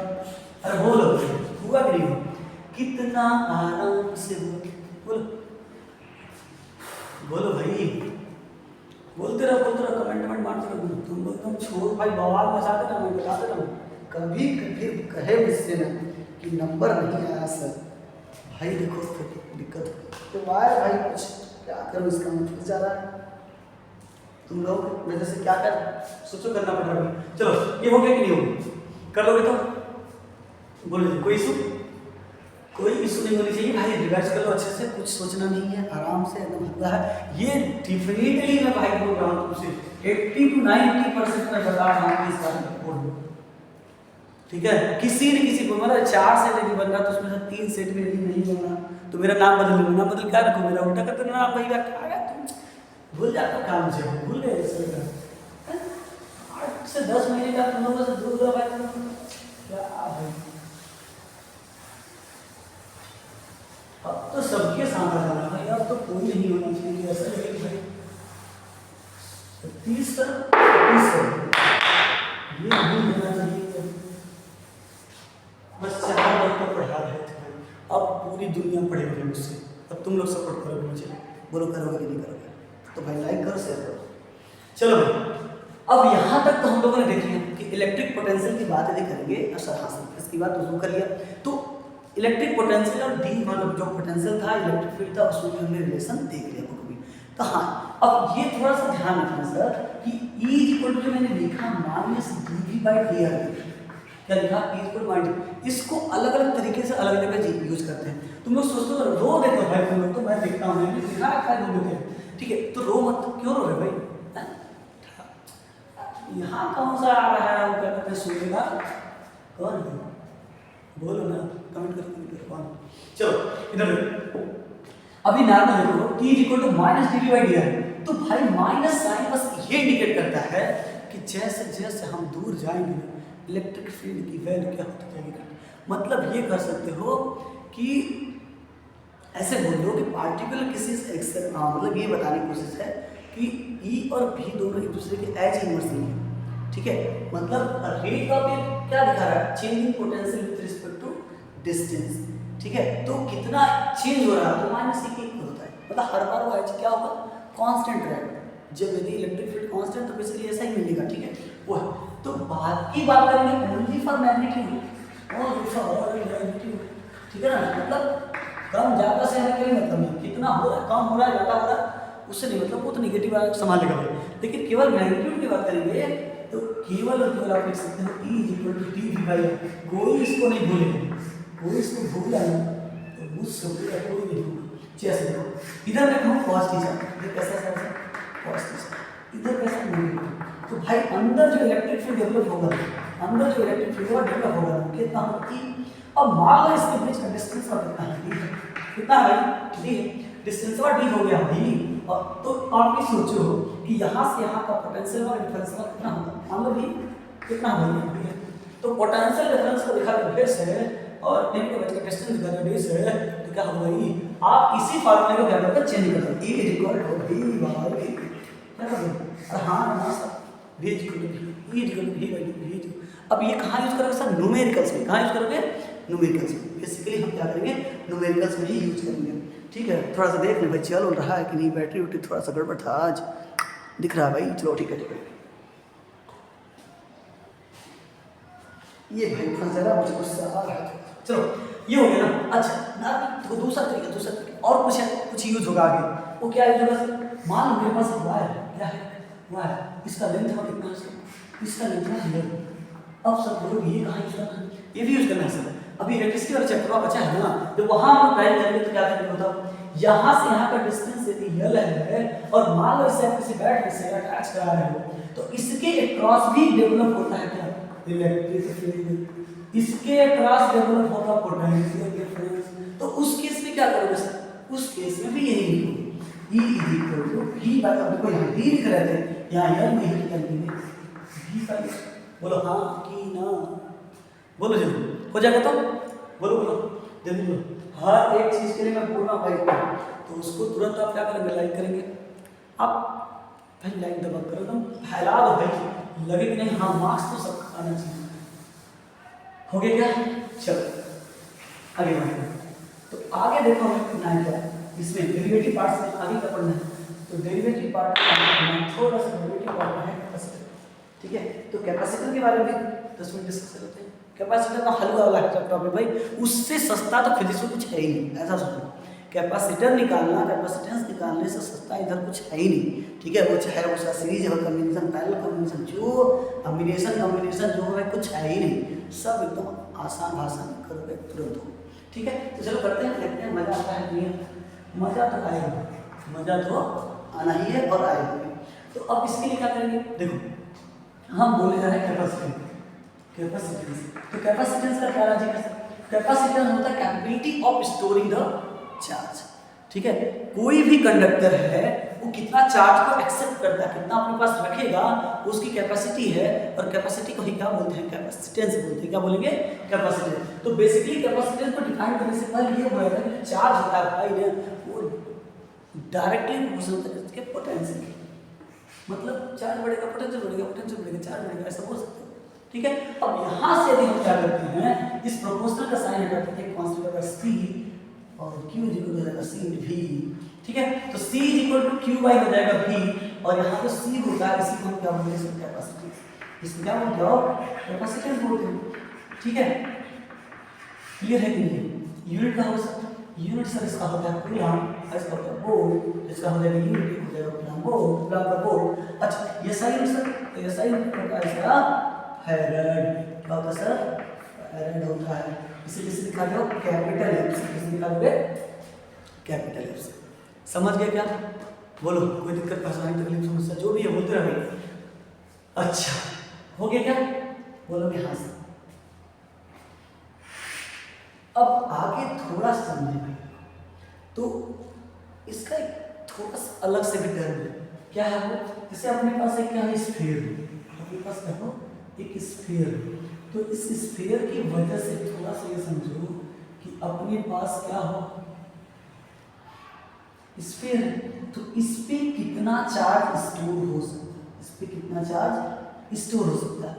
ठीक है, तो पॉइंट यहाँ पर थोड़ा सा ये समझो कि यदि मैं कहूँ कि चार्ज का डिस्ट्रीब्यूशन मैं इसके अकॉर्डिंग कर रहा हूँ, तो v इक्वल टू लिखना चाहोगे इसको 1/4 pi epsilon naught q by कितना हो जाएगा r, यदि इसका रेडियस कितना है r।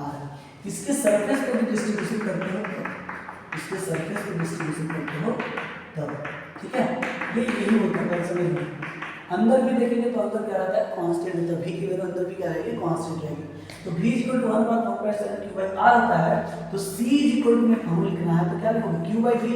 तो c इक्वल टू q की वैल्यू कितनी है, तो सब बोलो q को q अपने को v की वैल्यू है 1/4 pi epsilon naught q by r।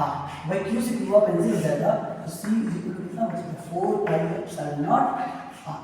c equal to क्या बचेगा sir, 4 pi epsilon naught r। समझ गए क्या, अरे नहीं समझे ठीक है, कितनी बार बोल चुका भाई, सही नहीं समझ गए ना। देखो एक बात और है, आपको पता होगा नहीं पता होगा, सब पता है आपको, ऐसे कहीं से भी नहीं पता। कैसे समझोगे? देखो मैं नहीं कहता कि चलो ये जो पूरा सिस्टम है वो डायरेक्टिव मीडियम में रखा होता है। किसमें रखा होता है? डायरेक्टिव मीडियम में। तो भी को मैंने डिराइव किया था फोर्स की वजह से, फोर्स से डिराइव किया था। तो फोर्स के वाले फार्मूले में आप आई एप्सिलॉन नॉट क्या लग जाएगा? के लग जाएगा, क्या लग जाएगा? एप्सिलॉन नॉट के। तो इसका मतलब पोटेंशियल भी डायरेक्टिव मीडियम में चेंज हो जाएगा, हो जाएगा 1/4 पाई एप्सिलॉन नॉट के इनटू q बाई r। तो इस केस में मानो हम निकालेंगे c डैश, तो इस केस में कितना होगा q बाई b, तो इज इक्वल टू कितना हो जाएगा 1 q upon 1/4 pi epsilon naught K r, इधर हो जाएगा कितना उल्टा हो गया v की वैल्यू भाई v is equal to 1/4 pi epsilon naught K q by r। तो q से q का कैंसिल हो जाएगा, c डैश कितना हो जाएगा सर? तो ऊपर कौन सा भेज देंगे तो 4 pi epsilon naught K r। तो देख लो ना डायरेक्टिव मीडियम रखने से क्या हो रहा है, जो कैपेसिटेंस है वो इंक्रीज कर जाएगा। देखो यहाँ पर क्या था भाई 4 पाई से हटा रहा था, लेकिन डायरेक्टिव मीडियम जब इस पूरे सिस्टम में रख दे रहे हैं, हमें पूरा पूरे सिस्टम में डायरेक्टिव मीडियम रख दो तो उस केस में क्या हो जाएगा? ये बढ़ जाएगा।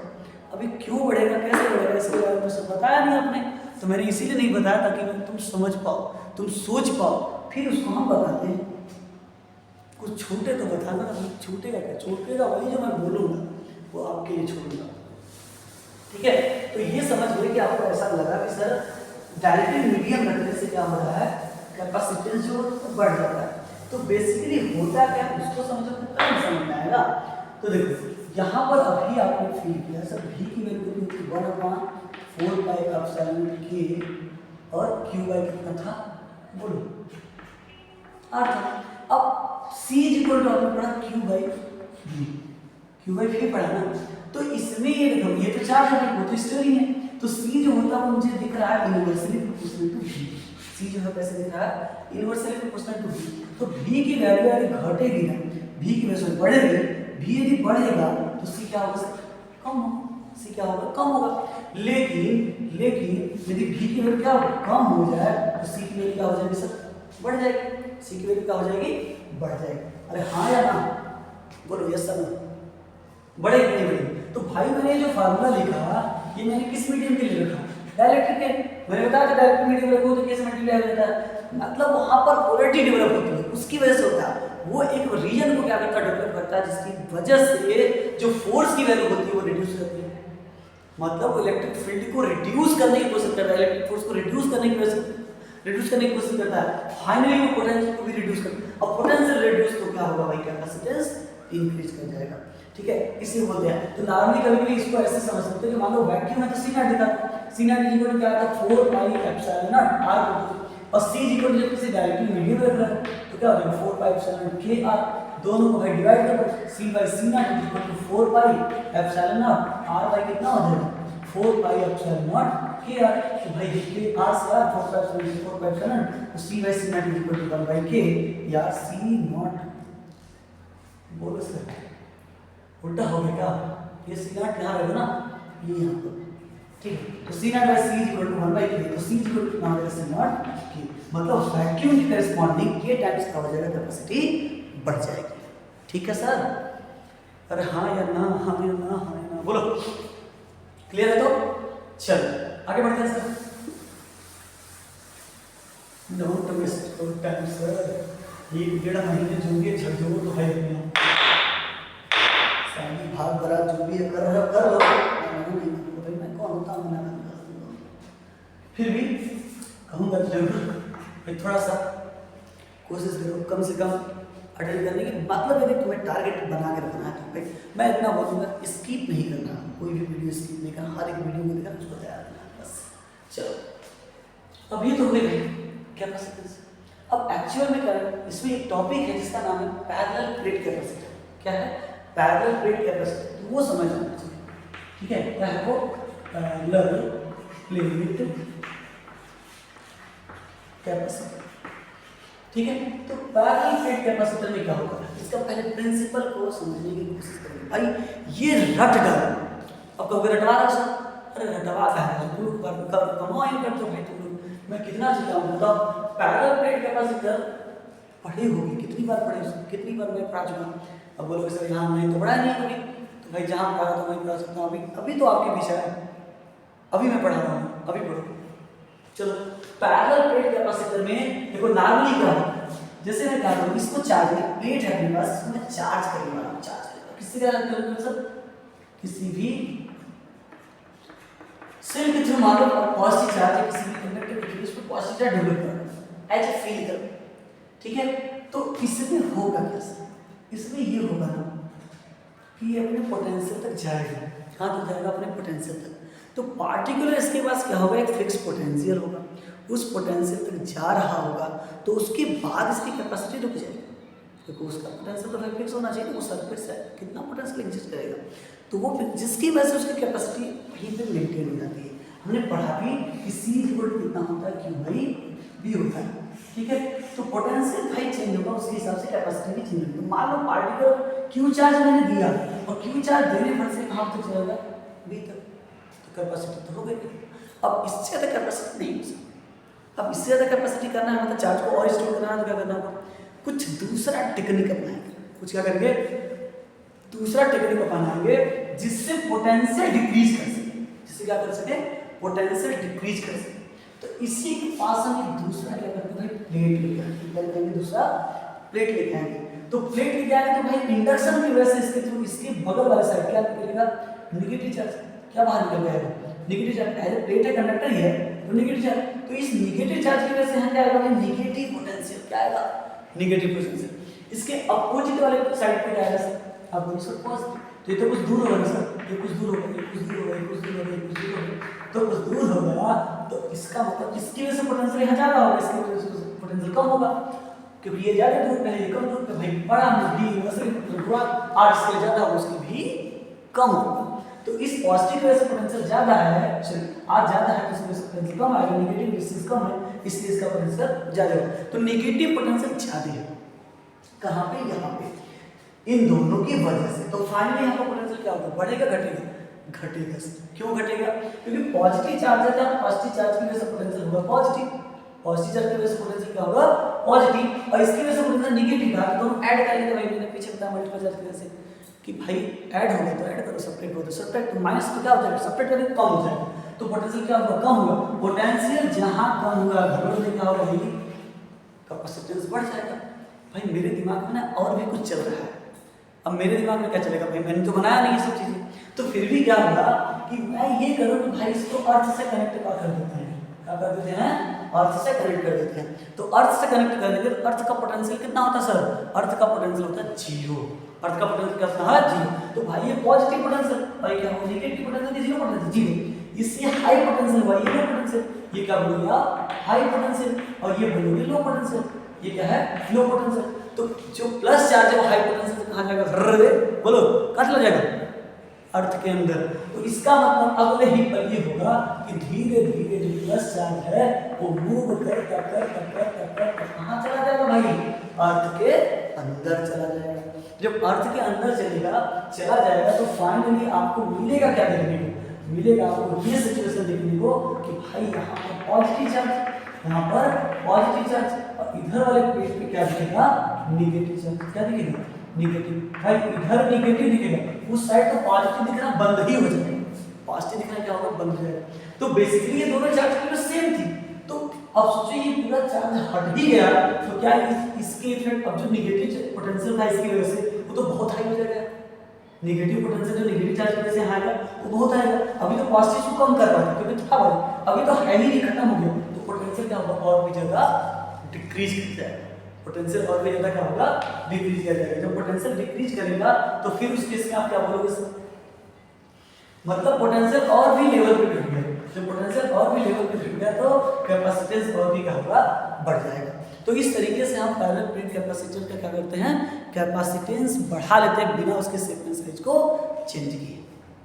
ठीक है सर, समझ में आ गई बात, ठीक है। अच्छा पिछवा वाले में मैंने तो आपको बताना भूल गई कि पीछे वाले लेक्चर में मैंने क्या बोला कि यहाँ पर अभी देखोगे इसका पोटेंशियल जो है वो भी याद करो, ये हो गया भाई, ये समझो, ये इसका प्रिंसिपल जो हो गया है, इसको अच्छे से पर लिखो, ठीक है। यदि आपको नोट्स चाहिए तो बताना भाई, कोशिश करिए नोट्स चाहिए, ठीक है। तो ये पॉजिटिव चार्ज ऐसा करके है, ठीक है, ये पॉजिटिव चार्ज ऐसा करके है, तो बेसिकली क्या होगा, बोलो यहाँ पर आपने देखा इसका कैपेसिटेंस कितना था, 4 पाई एप्सिलॉन नॉट आर, तो अब बोलो सी डायरेक्टली क्या है, आर। तो मैंने याद करो वो दिन क्या सर, अभी कल के लेक्चर की बात है, क्या था कि मैंने कहा था आइडेंटिकल यदि आपके पास होगा, क्या होगा, आइडेंटिकल यदि आपके पास बॉल है स्फेरिकल बॉल, तो उस दोनों पे चार्ज की वैल्यू इक्वल होकर रुकेगी। लेकिन यहाँ पर देखो क्या हो रहा है कि यदि रेडियस अलग अलग हुआ, रेडियस क्या हुआ, अलग अलग हुआ, तो भाई कैपेसिटी अलग अलग हो जाएगी, और कैपेसिटी अलग हो जाएगी तो दोनों पे चार्ज की वैल्यू सेम नहीं आएगी। तो वहाँ पे चार्ज की वैल्यू सेम नहीं होगी तो क्या होगा सर, वहाँ पे चार्ज का फ्लो कब तक होगा सर, तो वहाँ पे चार्ज का फ्लो तब तक होता रहेगा जब तक कि दोनों बॉल पे पोटेंशियल की वैल्यू सेम हो जाए। ये कॉन्सेप्ट याद रखिए, मतलब इसका पोटेंशियल और इसका पोटेंशियल दो के दोनों क्या रहेंगे, सेम रहेंगे। क्लियर? अरे समझे कि नहीं समझे? ठीक है, ठीक है, तो इतना आप देखो थोड़ा सा, इसके बाद मैं थोड़ा सा पानी पी लेता हूँ फिर आपको बताता हूँ।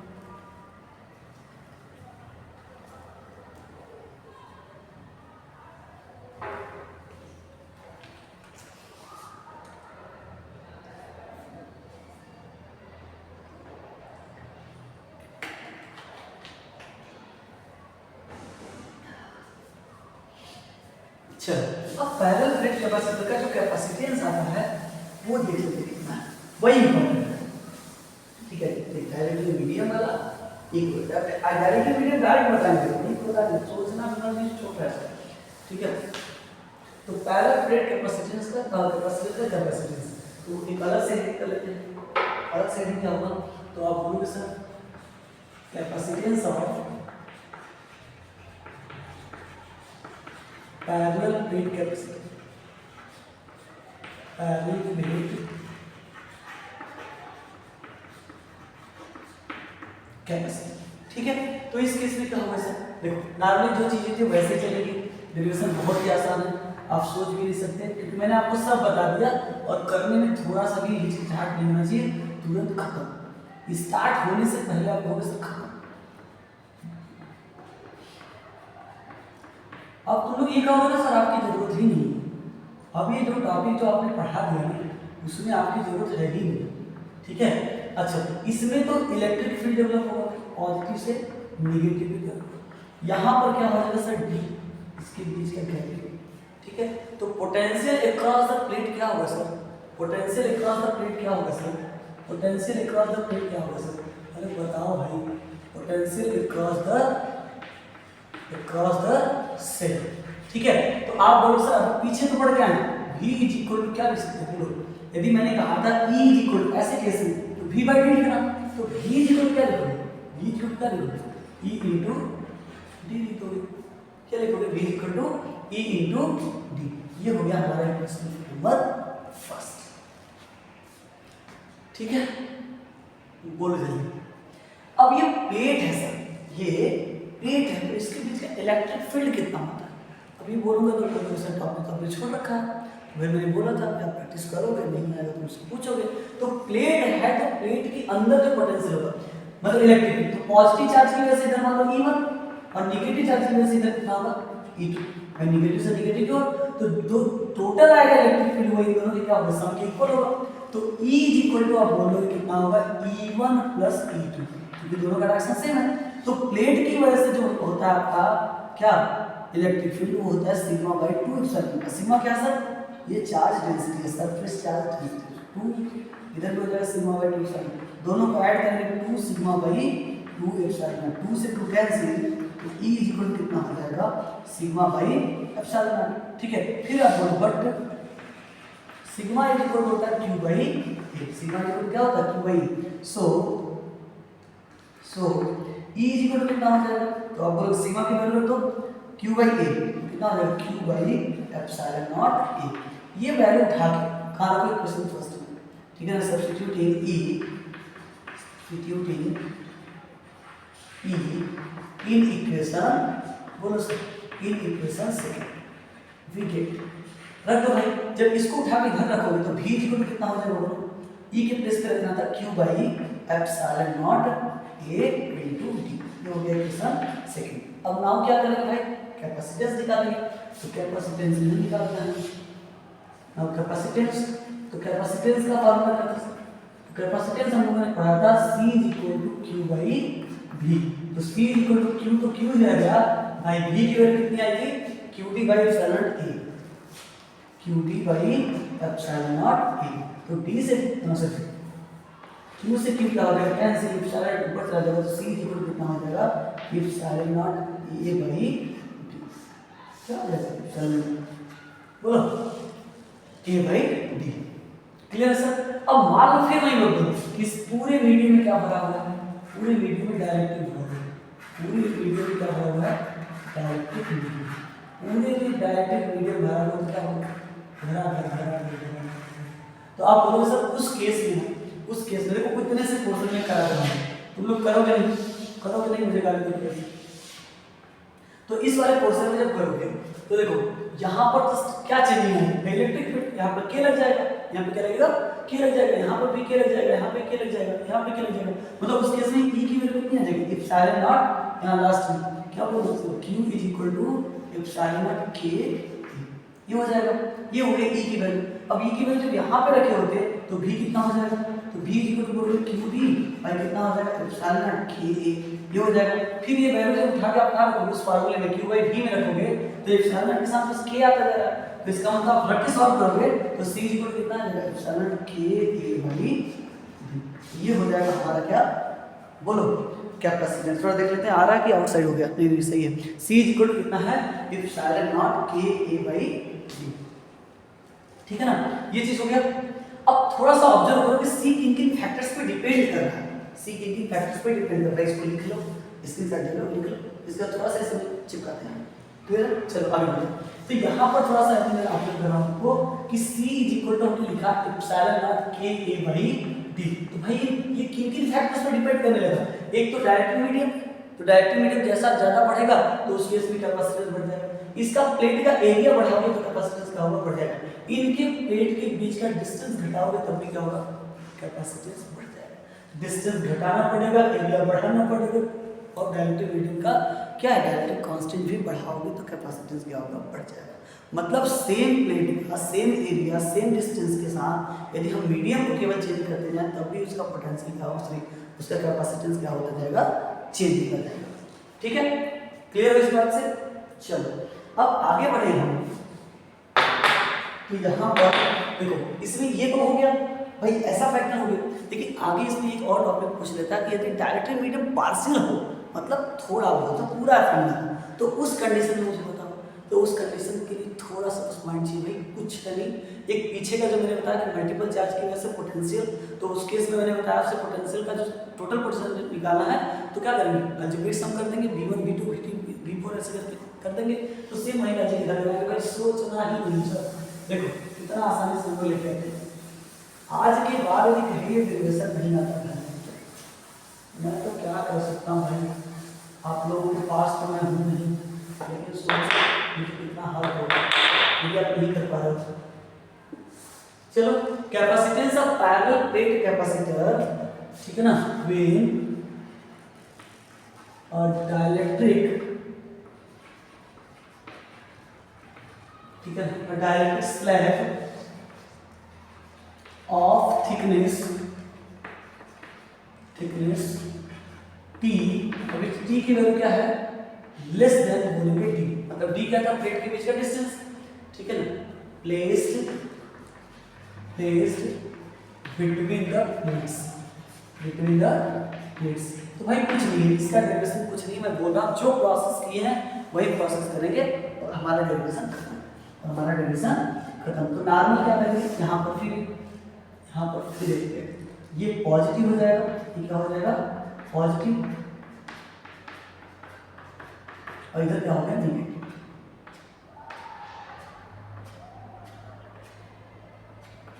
इसमें T थिकनेस का मुझे क्या करना है, डायरेक्ट्रिक मीडियम करना है, T थिकनेस का करना है डायरेक्ट्रिक मीडियम, ठीक है। तो इसका थिकनेस है भाई T, लेकिन इस पूरे का डिस्टेंस कितना है, D, ठीक है। तो अब ये देखो ये डायलेक्ट्रिक मीडियम, तो ये बचा एयर वाला पार्ट, तो एयर वाले पार्ट का दो भाग है लेकिन समझिए कि एक भाग, तो एयर कितने भाग में है, थोड़ा सा स्टार पॉइंट करके लिख लेते हैं, स्टार पॉइंट करके लिखेंगे, एयर वाला जो पार्ट है वो कितना है सर, तो आप बोलोगे D माइनस T, और डायलेक्ट्रिक मीडियम वाला पार्ट कितना है, डाइलेक्ट्रिक मीडियम का जो पार्ट है वो कितना है, तो आप बोलोगे सर ये टी थिकनेस है, कितना है, टी थिकनेस है।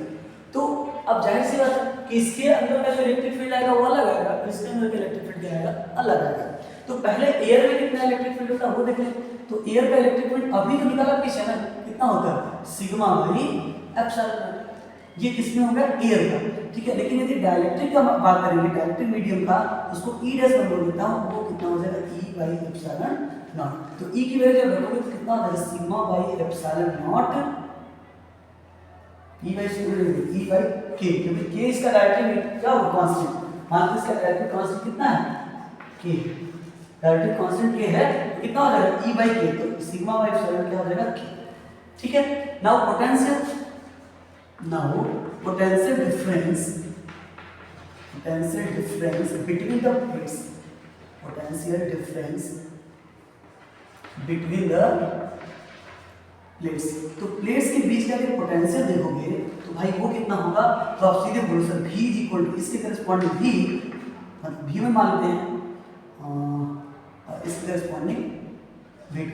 इसके लिए मैं मानूंगा जस्ट लाइक E1 में इधर लिख देना, आप समझ लेना, ये है समझ लो E2, तो इसके करस्पॉन्डिंग ये E और इधर कितना है E10, ठीक है। तो टोटल इलेक्ट्रिक फील्ड ऐसा कुछ नहीं निकाला, तो यहाँ पर लिखोगे तो फार्मूला वही फिर यूज करेंगे। तो V इक्वल टू कितना हो जाएगा, E इनटू V करके होता है, तो नॉर्मली मैं क्या करूँगा, इलेक्ट्रिक फील्ड हो जो उस पार्ट होगा उसको लिखेंगे। तो V1 ये किसके लिए ले रहे हैं भाई, ये ले रहे थे एयर के लिए। जब एयर के लिए लिखेंगे तो क्या होगा, जस्ट सोचो E into D minus T, क्या लिखेंगे, E into D minus T, क्योंकि E इलेक्ट्रिक फील्ड वहाँ पर जहाँ पर एयर है और डी माइनस टी वो एरिया है, वो रीजन है, वो लेंथ है जहाँ पर क्या प्रेजेंट है भाई एयर, और प्लस V2 लिखेंगे तो वो वाला रीजन जहाँ पर इलेक्ट्रिक फील्ड डायरेक्टली मीडियम की वजह से कितना होगा, ये वाला, और इसका जो डिस्टेंस वो कितना है टी, इसका डिस्टेंस कितना है सर टी।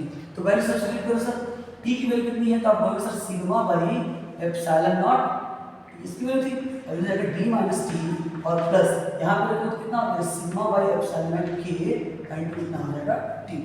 क्या कॉमन है, सिग्मा बाई एप्सिलॉन मुझे तो कॉमन दिख रहा है, सिग्मा बाई एप्सिलॉन मुझे क्या दिख रहा है, कॉमन, तो कॉमन कर लेते हैं। तो V इक्वल टू लिखेगा कितना हो जाएगा, सिग्मा बाई एप्सिलॉन कॉमन करोगे तो क्या बचेगा सर, यहाँ पर बचेगा डी माइनस टी, और यहाँ पर प्लस बच जाएगा टी बाई के, क्या बचेगा, प्लस का टी बाई के, ठीक है। अब बट फिर वही बात, सर सिग्मा इक्वल टू क्या होता है, तो Q by A, sigma equal क्या होता है, Q by A. So V कितना हो जाएगा, तो आप बोलोगे Q by epsilon not a into कितना हो जाएगा, D minus T plus T by के, हो जाएगा क्या। नाउ कैपेसिटेंस,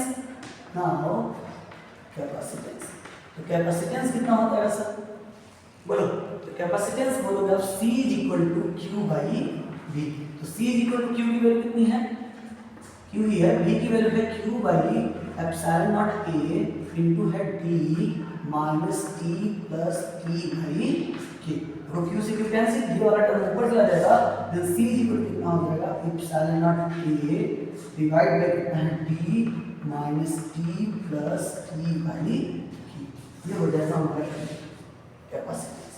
कभी कभी किसी बुक में आप देखोगे माइनस कॉमन करके दिया होता है, तो नो प्रॉब्लम भाई, कॉमन करके लिख देते हैं, C is equal to epsilon naught A divide by कितना हो जाएगा T कॉमन कर लेना है, ठीक है। तो अंदर क्या बचेगा, 1 बच जाएगा और माइनस D हो जाएगा 1 बाई K, माइनस कितना हो जाएगा 1 बाई K, ये हो जाएगा इसकी वैल्यू भाई, बोलो कैपेसिटेंस की वैल्यू जब T थिकनेस का क्या रखा उसमें कोई डाइलेक्ट्रिक मीडियम रखा, ठीक है। अरे समझ में आ गई बात कि नहीं है, बोलो सर। रिवीजन फास्ट नहीं करना भाई, देखो तुम लोगों से मैं इतना बोलूँगा बस देख लो, किसी भी तरीके से देख लो, ठीक है। तुमको 2x करके देखना है, तुमको 1.5x करके देखना है, देखो, बट इतना भी जान लो कि जितना तेज देखोगे उतना तेज दिमाग से गायब होगा। तो अपने आप को मत भगाना, आराम से वीडियो देखना, टाइम नहीं मिला तो स्किप करो भाई, उसको छोड़ दो, लेकिन दिन भर के अंदर उसको देख के तैयार करना है, क्योंकि जब डेली बेसिस पे आपके पास सामने आपका अलग अलग टॉपिक आता जाएगा तो फिर वही हालत हो जाएगी, ठीक है, कि पता चला 10 दिन बाद हम 10वें चैप्टर पे हो और आप पता चला कि पहला चैप्टर भी ढंग से नहीं पढ़ पाए, तो भाई मेरी मेहनत की वजह से बेकार ना जाना भाई, ये मैं ये रिक्वेस्ट है, जैसे समझ लो, ठीक है, रिक्वेस्ट है कि आपके साथ यदि मैं लग गया हूँ कि आपको अच्छे से प्रोवाइड कर सकूँ ये कंटेंट मार्क के लिए, तो आप भी अच्छे से तैयार हो जाओ कि हाँ मुझे फुल्ली प्रिपेयर्ड होकर इन सभी लेक्चर को देख लेना है। ठीक है, क्लियर है? चलो इतना हो गया। तो डेरिवेटिव पार्ट्स तो बेसिकली देखो खत्म हो गया। ठीक है, अब ऐसा कुछ है नहीं कि जो मैं इस चैप्टर से बोलूँ जो तुम्हें इंपॉर्टेंट हो। हाँ, बट यदि कॉम्बिनेशन आपको यदि लग रहा है आपको कैपेसिटर है तो सर बता दीजिए, तो चलो उसको भी बता देते हैं 10 मिनट में, वो खत्म हो जाएगा, कुछ ऐसा है नहीं। ठीक है, तो हम उसको देख लेते हैं। चलो इसको स्क्रीनशॉट लो, हटाओ और फिर देखना आराम से। ठीक है, चलो आगे बढ़ते हैं।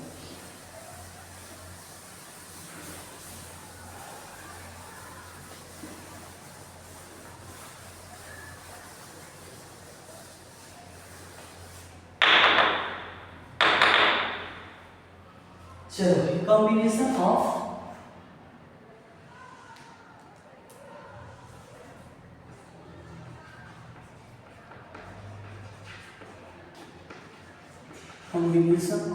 क्या है आपके पास? कैपेसिटर।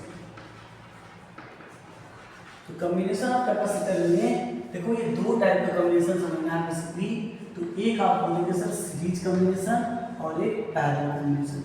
तो विद इन मैंने कहा 10 मिनट के अंदर कंप्लीट हो जाएगा, कुछ ऐसा है नहीं, नॉर्मल सा डेरिवेशन है, करके हटते हैं। सीरीज में क्या होता है भाई कि जब एक प्लेट का मतलब एक प्लेट को दूसरे वाले कैपेसिटर के पहले प्लेट से, फिर इसके दूसरे प्लेट को हम किसी तीसरे वाले कैपेसिटर के पहले प्लेट से अटैच करते हुए एक कनेक्शन किससे कर दें, किसी से या बैटरी से कर दें। आपकी लगाना है लगा सकते हैं, नहीं लगाना कोई प्रॉब्लम नहीं है। ठीक है, तो यहाँ पर मान लो भी पोटेंशियल प्रोवाइड करो। तो सीरीज कॉम्बिनेशन देखो क्या क्या चीज़ें भाई, हर एक प्लेट के बीच का जो पोटेंशियल होता है भाई वो डिफरेंट होता है, इधर V1 इधर V2 इधर क्या करेंगे V2। ठीक है, बट हाँ यदि एक ही कॉम्बिनेशन है तो जो चार्ज का फ्लो हो, जो चार्ज स्टोर होगा, तो इधर पॉजिटिव है इसमें पॉजिटिव चार्ज आएगा। ठीक है, इधर उतनी ही अमाउंट में क्या आ जाएगा, नेगेटिव चार्ज। इधर फिर इतनी अमाउंट में पॉजिटिव चार्ज, फिर इधर उतनी ही अमाउंट में नेगेटिव, फिर इधर उतनी ही अमाउंट में पॉजिटिव चार्ज, फिर इधर उतनी अमाउंट में नेगेटिव। मतलब चार्ज की यूनिट सब पे सेम है। लाइक हम कह सकते हैं चलो इधर जो है वो Q है, इधर भी Q है और इधर भी क्या है Q है। ठीक है, हाँ ये अलग बात है, इधर plus Q minus Q plus Q minus Q plus Q minus Q ऐसे करके होगा। ठीक है, इसका जो कैपेसिटेंस है वो कितना C1, इसका कैपेसिटेंस कितना C2, इसका कैपेसिटेंस कितना है C3। बोलो हाँ या ना। ठीक है, तो अच्छा जब ऐसे समझिए तो यहाँ पर नॉर्मली देखो आगे क्या लिखना है मुझे कि जस्ट ये भी जो है वो डिवाइड हो जाएगा अलग अलग पोर्शन में। तो टोटल जो पोटेंशियल आएगा है वो कितना होगा, V = V1 + V2 + V3। अब फार्मूला के हिसाब से फार्मूला क्या पड़ेगा सर, V = या C = Q/V। यहाँ से V कितना होगा, Q/C। तो रख दो। तो यहाँ पर जब रखेंगे तो V रखेंगे क्या, चार्ज Q और इसका क्या है कैपेसिटेंस कितना है C1। तो Q/, कितना हो जाएगा C1। V2 निकालेंगे तो ऐसे Q/, कितना हो जाएगा C2। फिर V3 निकालेंगे तो Q/, कितना हो जाएगा C3। Q कॉमन कर लो, जैसे Q कॉमन करोगे क्या बचेगा 1/C1 + 1/C2 प्लस कितना बचेगा 1/C3। Q को नीचे ले गया तो V/Q कितना हो जाएगा 1/C1 + 1/C2 + 1/C3। अब मान लो एक हमारे पास कैपेसिटर ऐसा होता जिसके पास पोटेंशियल V है और उसमें चार्ज स्टोर होगा वो कितना है, बोलो उल्टा हो गया क्या, सही है ना। ठीक है, तो सही से तो इस केस में भी मैं कहूँ कि पोटेंशियल V है और उसमें चार्ज स्टोर होगा कितना Q। तो V/Q को क्या बोल सकते हैं, V/Q को क्या बोल सकते हैं। तो जनरली वही चीज ऐसे करते हैं कि V को हम लिखना चाहें तो कितना हो जाएगा, बोलो V को इसके करस्पॉन्डिंग तो आप बोलो सर Q/C इक्विवेलेंट। ठीक है, सो हम कह सकते हैं कि यदि यहाँ पे रखते हो क्या V की वैल्यू तो Q/, कितना होगा C इक्विवेलेंट इनटू कितना हो जाएगा Q = 1/C1 + 1/C2 + 1/C3। अब यहाँ पे रखते इसमें रखते तो ज़्यादा अच्छा समझ में आता। चलो इसको एक स्टेप बढ़ा देते तो यहाँ भी रखने कोई बुराई नहीं, Q से बस कैंसिल हो जाएगा। आपका जो इक्विवेलेंट आ जाएगा C इक्विवेलेंट वो कितना हो जाएगा 1/C1 + 1/C2 + 1/C3।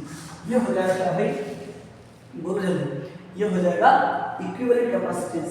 तो नॉर्मली देखो यहाँ पर जो कैपेसिटेंस आ रहा है वो कैसा आ रहा है sir,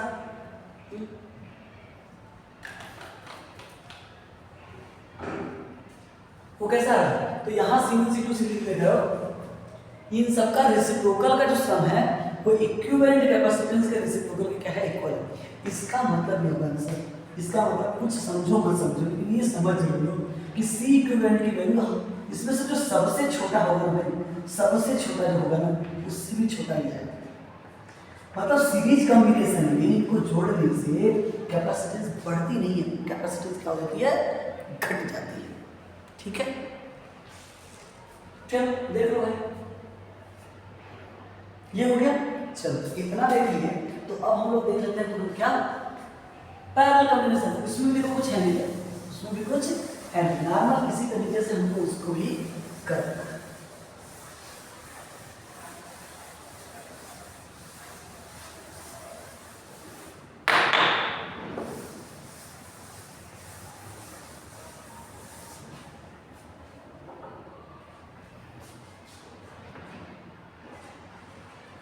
in parallel combination, parallel combination का क्या होगा, देखो हर एक प्लेट के एक टर्मिनल को एक साथ और दूसरे टर्मिनल को एक साथ अटैच करा के किसी सेल से क्या करेंगे, कंबाइन कर देंगे। मतलब ये कुछ इस तरीके से।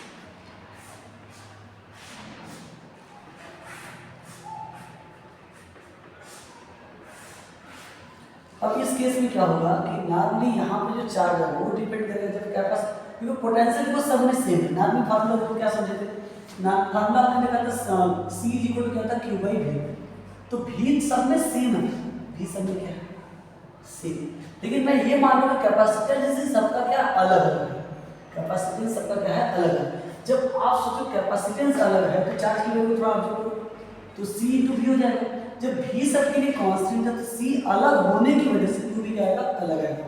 इसका मतलब इस पे चार्ज अलग आएगा, इस पे चार्ज अलग आएगा, इस पे चार्ज अलग आएगा। हाँ इधर पॉजिटिव, तो ये अलग मैटर है कि इधर पे पॉजिटिव चार्ज दिखेगा और इधर पे क्या दिखेगा आपका, नेगेटिव चार्ज। फिर इधर पे पॉजिटिव चार्ज दिखेगा, ठीक है, और इधर पे क्या दिखेगा, नेगेटिव चार्ज। इधर पे भी पॉजिटिव चार्ज दिखेगा, इधर पे क्या दिखेगा, नेगेटिव चार्ज। हाँ बट यहाँ पर मैं बोल रहा हूँ ना, इस पे समझो तो Q1 समझो, Q2 समझो और Q3 अलग अलग कर देते हैं।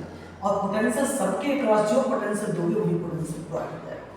ठीक है, इसका मतलब मैं कहूँ कि इससे जो चार्ज निकल रहा है, इससे कितना चार्ज निकला, मान लो Q चार्ज निकल रहा है, तो ये Q चार्ज आगे जाकर क्या होगा, डिस्ट्रीब्यूट हो जाएगा तीन भाग में। ठीक है, तीन भाग में जब डिस्ट्रीब्यूट होगा तो Q इक्वल कितना हो जाएगा, Q1 plus Q2 plus Q3। तो फिर उस फॉर्मूले के हिसाब से लिखेंगे Q इक्वल टू क्या हो जाएगा, C1 into V plus Q2 लिखेंगे तो C2 इंटू V। इसको लिखेंगे तो कितना हो जाएगा, C3 इंटू V कॉमन कर लो सर, V कॉमन करके क्या बचेगा, C1 plus C2 plus C3। हो गया क्या। अब फिर वही बात करेंगे, यदि इन तीनों के प्लेस पे एक ऐसा कैपेसिटर लगा है जिसका कैपेसिटेंस C हो, ऐसे इक्विवेलेंट, और उस पे चार्ज Q आए जब उसके क्रॉस पोटेंशियल कितना V, तो सो आप बोल सकते हो इफ ये मान लें कि जो क्या है, Q is equal to C equivalent into V, ऐसे बोल सकते हैं। सो कितना आ जाएगा, C equivalent V is equal to V into C1 plus C2 plus C3। तो V से V कैंसिल हो जाएगा, C इक्वल कितना हो जाएगा, C1 plus C2 plus C3। तो यहाँ पर जो टोटल कैपेसिटेंस आएगा वो किसके इक्वल हो जाएगा, बोलो C1 plus C2 plus C3। समझ में आ गई बात क्या, बोलो कोई दिक्कत। तो इतनी चीजें आप देखो भाई बहुत अच्छे तरीके से रिवाइज करेंगे, आपको न्यूमेरिकल्स लगाने हैं तो लगाते रहिए, मैं डेफिनेटली मना नहीं कर रहा, लेकिन हमारा जो टारगेट है भाई, मैंने बार बार बोल रखा हूँ कि मेरा टारगेट अभी आपको डेरिवेशन कंप्लीट करा देना है। डेरिवेशन कंप्लीट मैं बता रहा हूँ कि इतने दिन तक साथ दे दिए आप, तो मैं रियलिटी बता रहा हूँ कि न्यूमेरिकल एक भी बोर्ड का छूट गया ना तो आप बोलिएगा, ऐसा कोई न्यूमेरिकल नहीं होगा जो मैं आपके साथ शेयर न करूँ। हर एक टाइप का, हर एक तरीके का मैं क्वेश्चन आपके सामने लेके आऊँगा, जिससे आप हर एक टॉपिक का न्यूमेरिकल अच्छे तरीके से क्या हो कर पाओ। ठीक है, चलो। तो नॉर्मली मैं बात करूँ भाई कि यदि आप इसमें देखो कॉम्बिनेशन हो गया, तो कभी कभी कॉम्बिनेशन कैपेसिटर के बेस पे देता है, तो उसको देख लेना। ठीक है, मैं अभी मतलब बता दे रहा हूँ, ऐसा नहीं। ठीक है, पैरेलल कॉम्बिनेशन और सीरीज कॉम्बिनेशन पहचानो कैसे वो मैं देता हूँ। ठीक है, कभी कोई डायरेक्ट मीडियम देके आपको फंसा देता है कि बोलो हाँ इसका इक्विवेलेंट कैपेसिटेंस कितना होगा, ऐसे बोल के देखो। ठीक है, तो उस केस में आप क्या करोगे, फंस जाओगे, मुझे गाली दोगे। तो नॉर्मली देखो यदि आपके पास दो प्लेट है और दो प्लेट में ये D वाले पोर्शन को डिवाइड कर रहे हैं, ये डिफरेंस कितना है D, और इसको डिवाइड करके अलग अलग मीडियम अलग अलग करते कि चलो कितने भाग में क्या है, एक अलग है K1 डाइलेक्ट्रिक मीडियम है करके, और इधर क्या है K2 ऐसे करके फिल किया गया वैसा मीडियम जिसका डायरेक्टिव कांस्टेंट K2 है। फिर इधर जो फिल किया गया वो कितना है K3।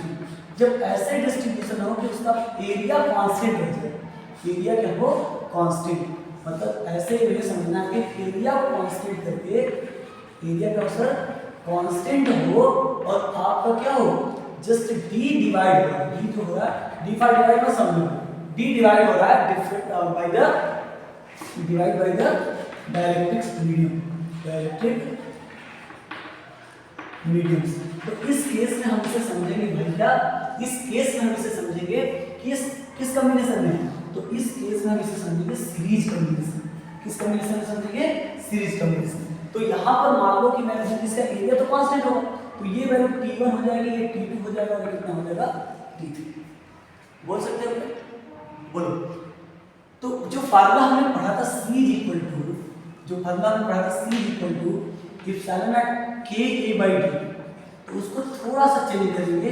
अब यहाँ पर डिस्टेंस तो क्या होगा, T1 बचा इधर, T2 बचा इधर, T3 पूरे में भरा हुआ है। तो इस केस में इधर C1 निकालेंगे तो कैसे हो जाएगा, तो आप बोलना सर इप्सिलॉन नॉट K1A/T1। अब T1 केवल D के टर्म में दिए होंगे तो रखेंगे, कोई इशू नहीं है।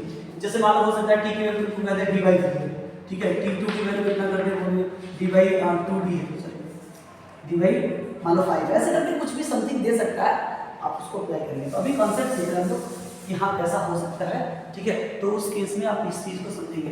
C1 निकल गया, C2 कितना हो सकता है, तो उसको भी बोलेंगे सर इप्सिलॉन नॉट K2A/ कितना हो जाएगा T2। फिर ऐसे C3 निकालेंगे तो इप्सिलॉन नॉट K3A/ कितना हो जाएगा T3। भाई इसमें एरिया कांस्टेंट है, तो सीरीज कॉम्बिनेशन, फिर सीरीज कॉम्बिनेशन का फॉर्मूला लगा के इक्विवेलेंट निकाल लेंगे।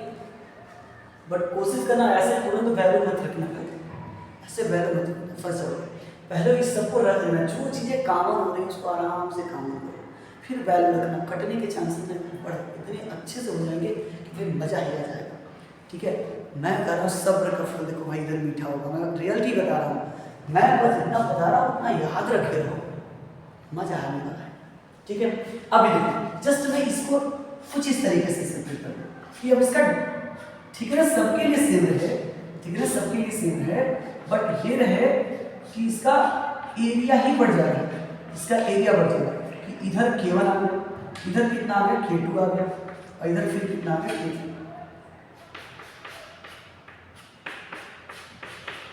ठीक है। तो इधर एरिया मान लीजिए A1, फिर इसका एरिया A2, इसका एरिया A3। तो इसमें क्या लगाएंगे सर, मतलब एरिया क्या है डिवाइड, एरिया डिवाइड करना।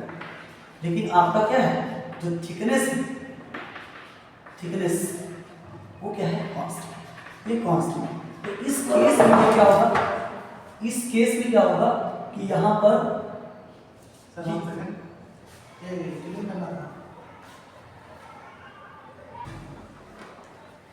ठीक है। तो यहाँ पर जैसे थिकनेस देखोगे भाई, तो जस्ट मैं कहा ऐसे ना, तो इस केस में आप इसे क्या बोलोगे पैरेलल, क्या बोलोगे ये पैरेलल हो जाएगा, ठीक है, ये पैरेलल कॉम्बिनेशन हो जाएगा।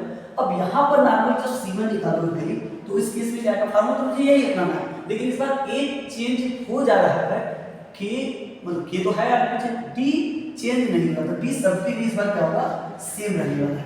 तो इस बार C1 कितना लिखोगे, तो लिखोगे इप्सिलॉन नॉट K1A/2।